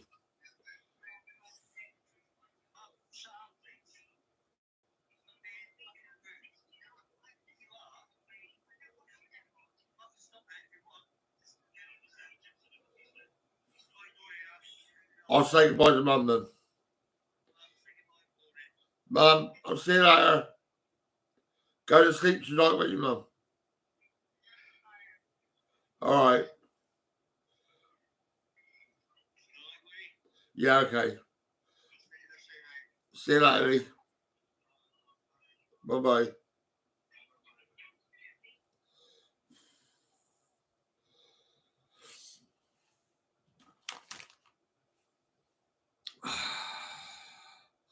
That's my brother and my mother.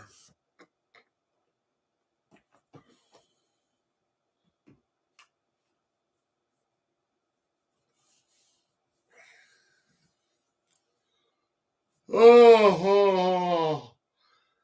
Whoa.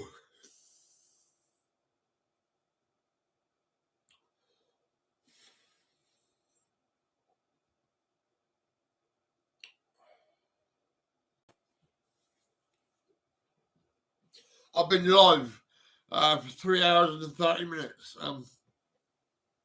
We'll give it another half an hour, and I'm going to go to bed. Should we play some Radio 1? I could put the telly on, but I don't know. I've enough telly now. Let's have a little look, see what we got. Everyone does that face. Yeah. Same with me, but it's been. You got cheated on. She's cheated on me multiple times. I blame her ending the relationship, the judge heard today. Prince Harry wasn't at the High Court. He flew into London overnight from Los Angeles. The judge said he was a little surprised at the prince's absence today, as he previously said witnesses should be available the day before they're due to give evidence. MGN's lawyer, Andrew Green KC, didn't mince his words, calling it absolutely extraordinary that he's not available for day one of his own trial. Mr. Shervin for the Prince explained his travel arrangements as such and his security arrangements as such that it is a little bit tricky. The Mirror has admitted in a previous court case that phone hacking did occur at its papers between 1999 and 2006 and has paid out £100 million in damages. But it says there is no evidence in Prince Harry's case. No data showing calls to his phone, no admissions by journalists, no suggestion by the police that he was hacked. His security operation was like very few on earth, said Mr. Green. Journalists would have been taking an enormous risk in targeting him. As to the claims MGN hacked Princess Diana, he called it total speculation without any evidential basis whatsoever. Outside this court, they've been preparing for the intense interest tomorrow will bring when the Duke of Sussex steps into the witness box, the first senior royal in more than a century to give evidence in a court. Prince Harry will be cross-examined for the next day and a half by a skilled barrister whose job it is to prove him wrong about where MGN got their stories. It's likely to be highly personal, about information he would rather had never made it into the public domain. It could be bruising and reputationally damaging, but in his efforts to reform the tabloid press, he clearly thinks it's worth the risk. Katie Razzle, BBC News. Many mortgage repayments are more expensive than they were a few weeks ago, according to the latest figures, and the Bank of England is widely predicted to raise rates from their current 4.5% to as high as 5.5%, and that's prompted many lenders to raise their rates and also to remove many of the deals that they have on offer. Our economics editor Faisal Islam is here with more details. Yes, Hugh. Up until about a fortnight ago, mortgage rates were settling as the peak of Bank of England interest rates was widely assumed to be here after 12 rate rises. Indeed, the latest set of figures on the rate of price increases showed inflation below 10% for the first time since last autumn. But it's the underlying rate of inflation across the economy in yellow here, core inflation, which strips out direct energy and food costs, that actually went up. And this is what the Bank of England's most concerned about when it decides rates. So pretty suddenly, a fortnight ago, mortgage companies started to assume 2 more rate rises in the coming few weeks, taking base rates to 5% or higher. Mortgage payers, such as Kevin from Kent, are feeling the pain. Well, it's starting to feel like it's almost relentless. It's like, okay, where's it going to stop? Every time there's been a rate increase, but the Bank of England has increased the interest rates. Literally the next week, I had a letter coming through from my building society saying, "Good news, we're putting up your repayments." So that's one mortgage. This is what's happening across the mortgage market. An average 2-year fixed rate is now at 5.72%, without the Bank of England changing the official rate since last month. And for a 5-year fix, this is now at just under 5.5%. These are the highest levels since the aftermath of the mini-budget crisis late last year. Mortgage companies, including TSB and Santander, have temporarily withdrawn mortgage deals, 630 fewer on the market now than a month ago, as they hike the interest rate charged. That is extra bad news for the 1.5 million homeowners whose fixed rates end this year. Deals signed at a time when interest rates were closer to zero. This will include people with buy-to-let mortgages whose tenants may see their rents go up as a result of those additional costs being passed on by landlords. While the flip side of this is returns for savers have also increased, all eyes are now on new figures for inflation and a further rate decision from the Bank of England in a fortnight's time. Faisal, many thanks once again. Faisal Islam there, our economics editor. An inquest has opened into the deaths of 2 young people off Bournemouth Beach last week. The coroner heard there was a suggestion that a riptide may have led to their deaths. 12-year-old Suna Khan and 17-year-old Joe Abbas both died in hospital after the incident on Wednesday. Dorset police say they're keeping an open mind about the circumstances leading up to their deaths. A Conservative MP has been charged with a racially aggravated public order offence. Colonel Bob Stewart, who's 73 and has represented Beckenham since 2010, is accused of using threatening or abusive words or behaviour in central London last December. He is due to appear before magistrates next month. Now, the Prime Minister has announced that 2 more barges have been bought by the government to house up to 1,000 migrants. Rishi Sunak also said the number of people making the crossing across the English Channel in small boats is down by 1/5 since last year. The first barge to hold asylum seekers is due to dock in Portland in Dorset this month. Our political editor, Chris Mason, has the story. Rishi Sunak went out into the English Channel this morning to talk to those responsible for rescuing those in small, flimsy, inflatable boats trying to make it to the UK. When you talk to the teams here, who are the ones who are out on the front line, picking up toddlers who are suffering from hypothermia, if you're in a makeshift dinghy, which is it's not seaworthy, where it is freezing, I'm sorry, but that is completely and utterly wrong. The inner tube of a motorbike tyre, a makeshift life jacket for a child, fuel cans and a foot pump.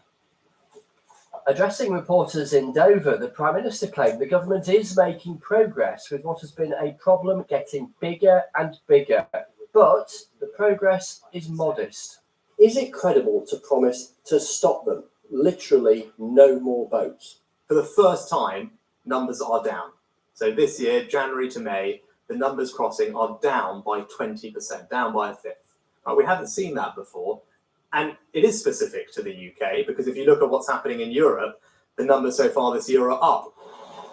But the Prime Minister's promise to clear the backlog of long-standing asylum cases by the end of this year will only happen if the government manages to quadruple the rates of processing them. The total asylum backlog has got bigger over the last year. Here's part of their plan to try to cut at least a bit the vast hotel bills for housing migrants. This barge will be home to asylum seekers at Portland Port in Dorset in the next few weeks. 2 more barges will soon house another 1,000 people, but we don't know where they'll be yet. I think everybody wants to make sure that we stop the boats. We don't want people making that dangerous journey. All we've really had from the government, though, is the announcement of a policy that doesn't work, then the re-announcement of the same policy, essentially. People in Aycliffe in Dover see the issue of migration close up. A few have been roaming around the estate, walked into people's houses. I leave my front door open while I'm at home. I don't know more. Prime Minister says he wants to stop the boats. Do you think he'll manage it? No, probably not. They're getting stopped and brought, and then they're getting taken wherever, to hotels and everything like that. And there's people here on the breadline that don't have any money to eat. It's frightening. It really is. Because they come up, all round the cliffs here and come up from the beach. What is so striking about this hugely complex issue is how prominent the Prime Minister has made it in shaping perceptions of his own competence.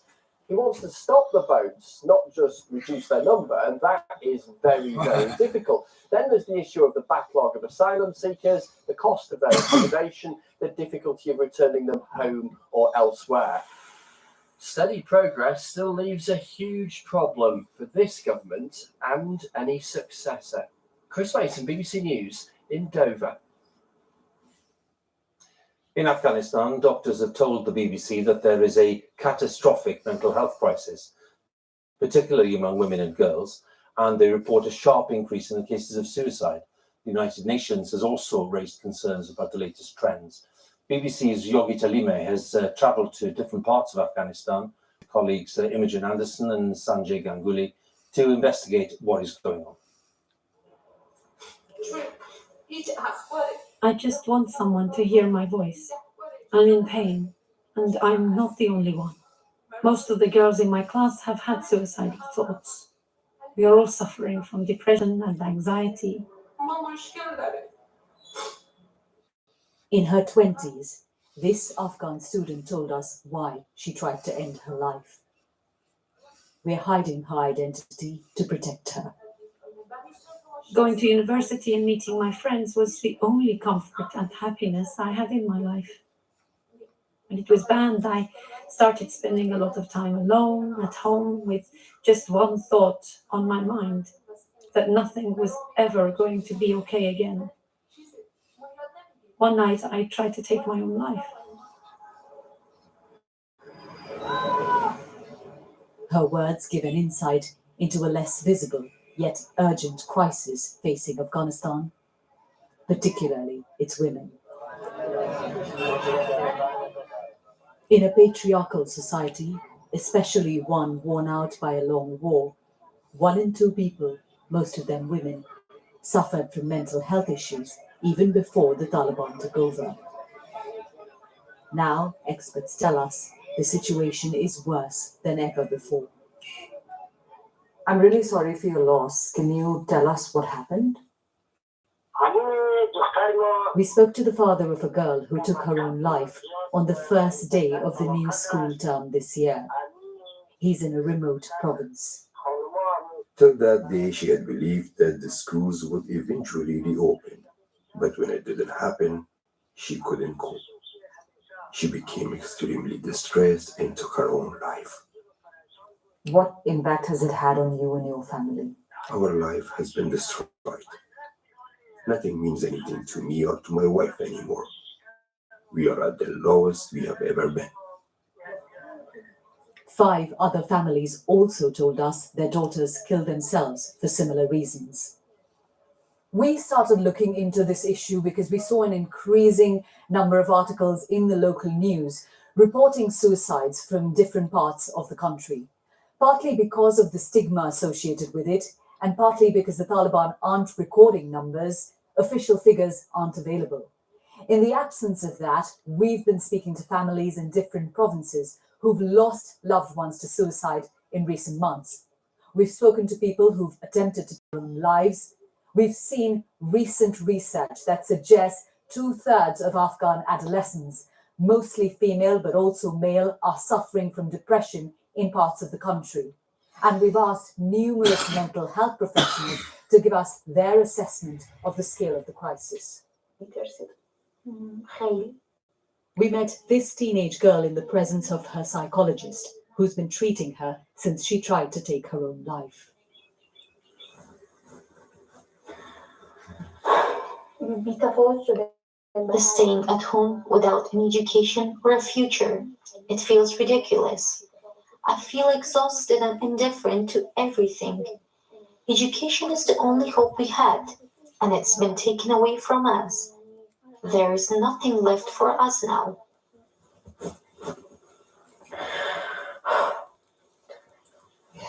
Don't worry. And the reason was like that I always had... Hundreds of miles away, this is one of the psychologists we met. She receives 7 to 10 new calls for help each day. We have pandemic of suicidal thoughts, mental health issues in Afghanistan, which rarely people think of, which rarely people talk about. It's like, as you are slow poisoned, we are like this. She said the economic crisis is another major reason, and men are also affected. The Taliban didn't respond to questions about a surge in suicides since they took power.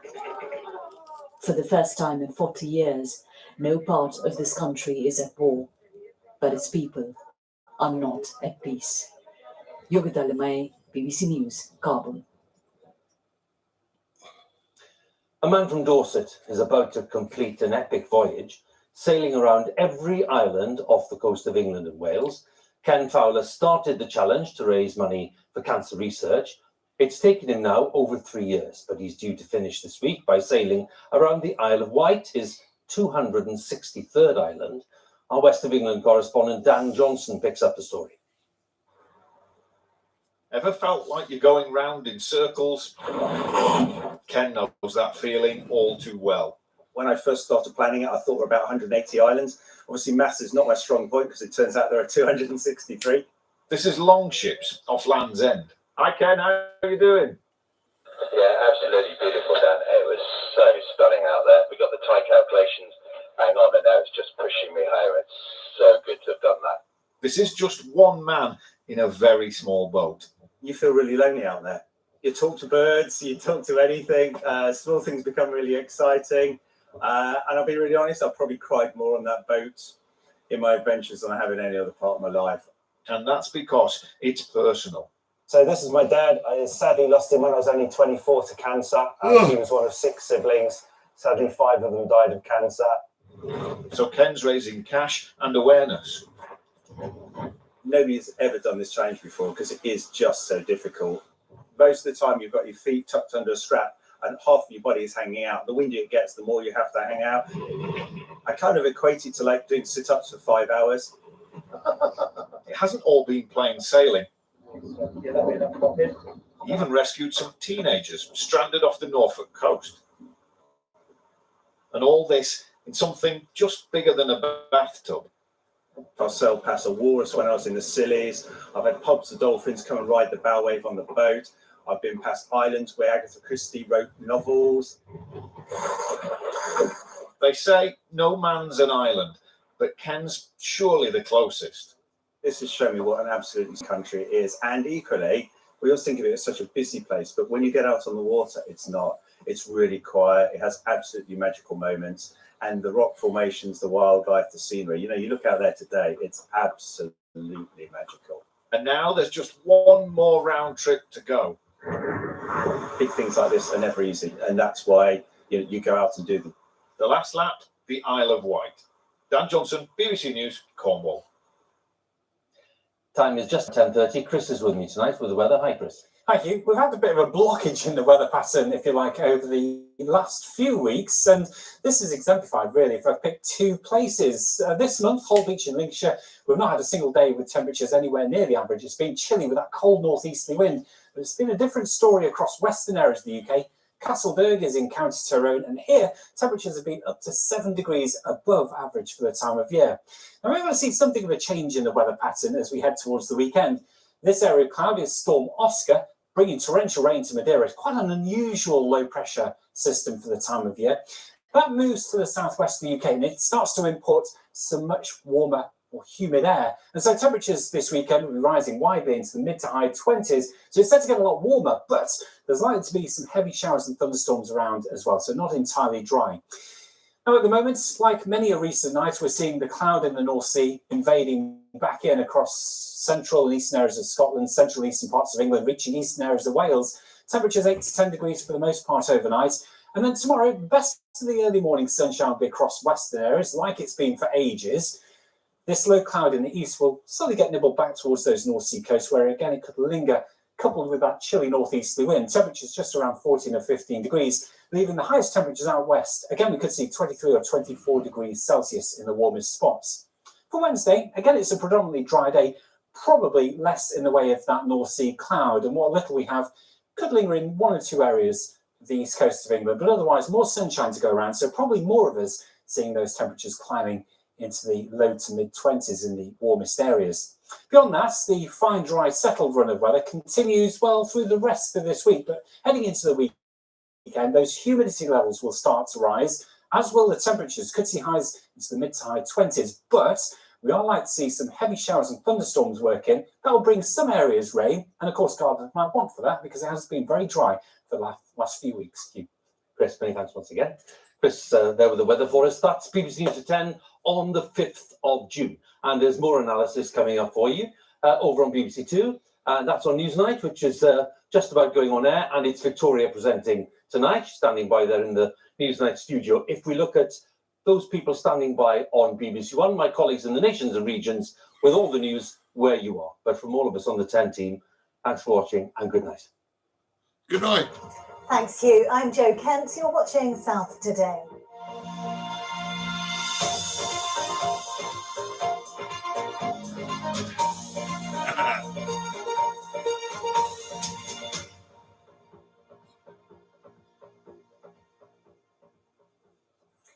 Tributes have been paid by the families of two young people who died last week in the water off Bournemouth Beach.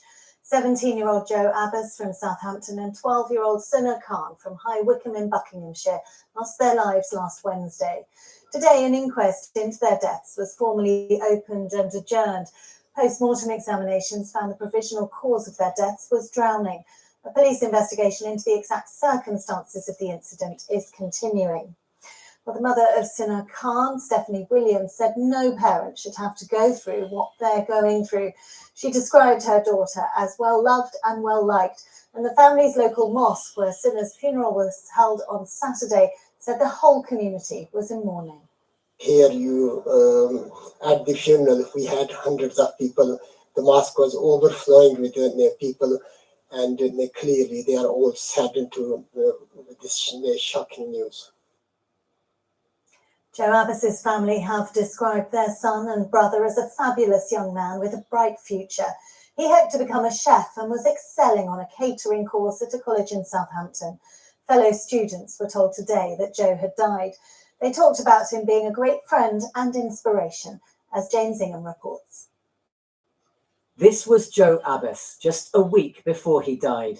He was studying a catering qualification, his eyes set firmly on becoming a professional chef. We'd always just follow Joe because he was always at the front of the class, you know what I mean?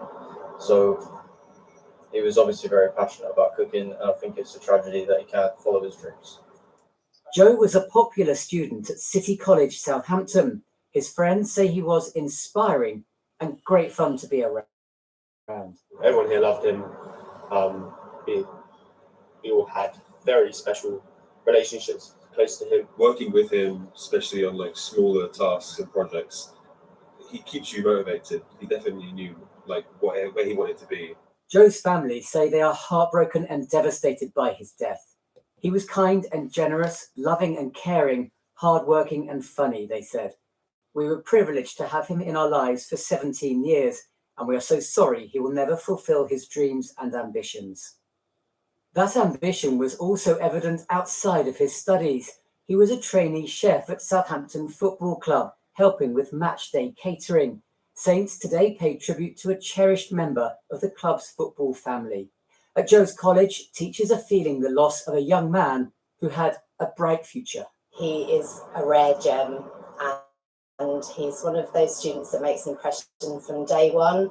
He wanted to have his own restaurant, and he would have achieved that. With no doubt in our minds he would have achieved that. Professional support will be available to anyone at the college who needs it. We've put in place support for both students and staff. Our student services team, do have specialists in this particular area. We love Joe so much, and there's going to be a massive hole in this family at college now, and we're going to miss him a lot. Friends of Joe Abbas speaking to Jane Zingham there. Now, bitten, spat at, sexually assaulted, all while trying to save lives. Figures obtained by the GMB union have revealed there were almost 3,000 attacks on ambulance staff in the South in the last few years. The South East Service is now widening the use of body-worn cameras, as Ben Weiss reports. It's difficult to watch, but ambulance trusts across England want you to see. Staff at CCAM and the South Central Ambulance Service are attacked like this 7 to 8 times a week. 10 years ago, Rob was attacked when attending a patient he says was under the influence of alcohol, leaving him unable to do the job he loved. He tried to throw me out of the ambulance down the motorway, and I prevented that, and then got thrown around the back of the truck and bashed my spine on the metal poles on the stretcher. And yes, I do miss the job. Due to attacks like this, CCAM, which uses body-worn cameras at 6 of its bases, will introduce them to 19 more within a couple of months. They're not just there to capture evidence of when somebody's been subjected to that violence and aggression, but they're also part of a range of tools that are there to look to de-escalate that situation as well. There was one incident where we had to use it, mainly for the safety of us and also the patient. Just having that safety net made the hell of a difference. Body cams do help, but at the same time, they don't protect those workers. And actually, what we need to stop is those assaults in the first place. 10 years since Rob was attacked, his advice to new recruits rings truer than ever. Watch your back, keep out of range of the patient as best as possible until you've done an assessment, and have eyes in the back of your head. Ben Weiss, BBC South Today, Crawley. Time to check on the weather now with Alexis. Hello, good evening. Uh-oh. So increasing amounts of sunshine as the Yeah. day progressed. Through the day tomorrow, we'll have quite a lot of cloud in the morning. Always keep a phone with you, right? Because you can capture evidence.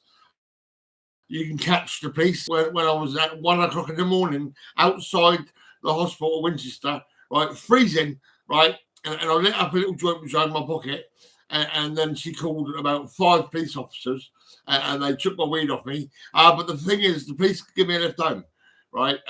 But the NHS wouldn't give me a lift home. They weren't bothered at all. They didn't care at all. They would have let me die outside. That's Winchester Hospital. Yeah. And as it goes, right, it's a city college in Southampton. But when I was a teenager, I was at the youth training scheme, right? And I was quite popular. I had a big party with lots of people turning up at my mum's house in Lords Hill. It was great. We had a big party, loads of drink. It was all right. I was actually making beer and wine back in them days. And now I was just South Day. Yeah. All right, I'll let you go. Hang on. Right, you got 3 minutes. I'm going to end this broadcast in 3 minutes. That'll be 4 hours. All right, you can watch 4 hours of me and the programs I'm watching, everything really. I'm a really good detective. I always get to the truth.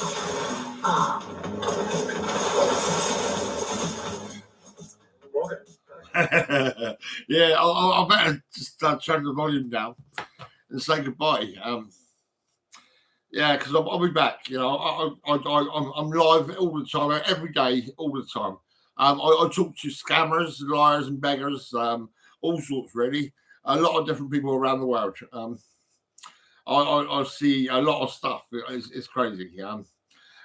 Yesterday, I see a load of blood. A lady saying if I don't give her a gift card, she's going to die because she's having a period. And she showed me blood, everything. It was crazy. I couldn't believe it. I thought, oh my God, you know what I mean? Blood. And she's going to die if I don't give her a gift card. It's absolute madness. It's begging. It's crazy. It's liars and beggars. If you're going to have a problem with your blood and everything, your periods and all that, go and see a doctor. You know what I mean? Or go and ask a neighbour or a friend, or don't beg people. Because people like me will catch you out.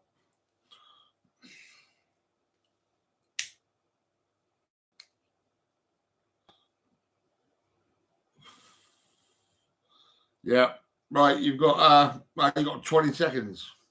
Yeah, I better say goodbye. I might come back about 3 a.m. I don't know. Yeah, it's 4 hours. I'll see you later. Bye-bye.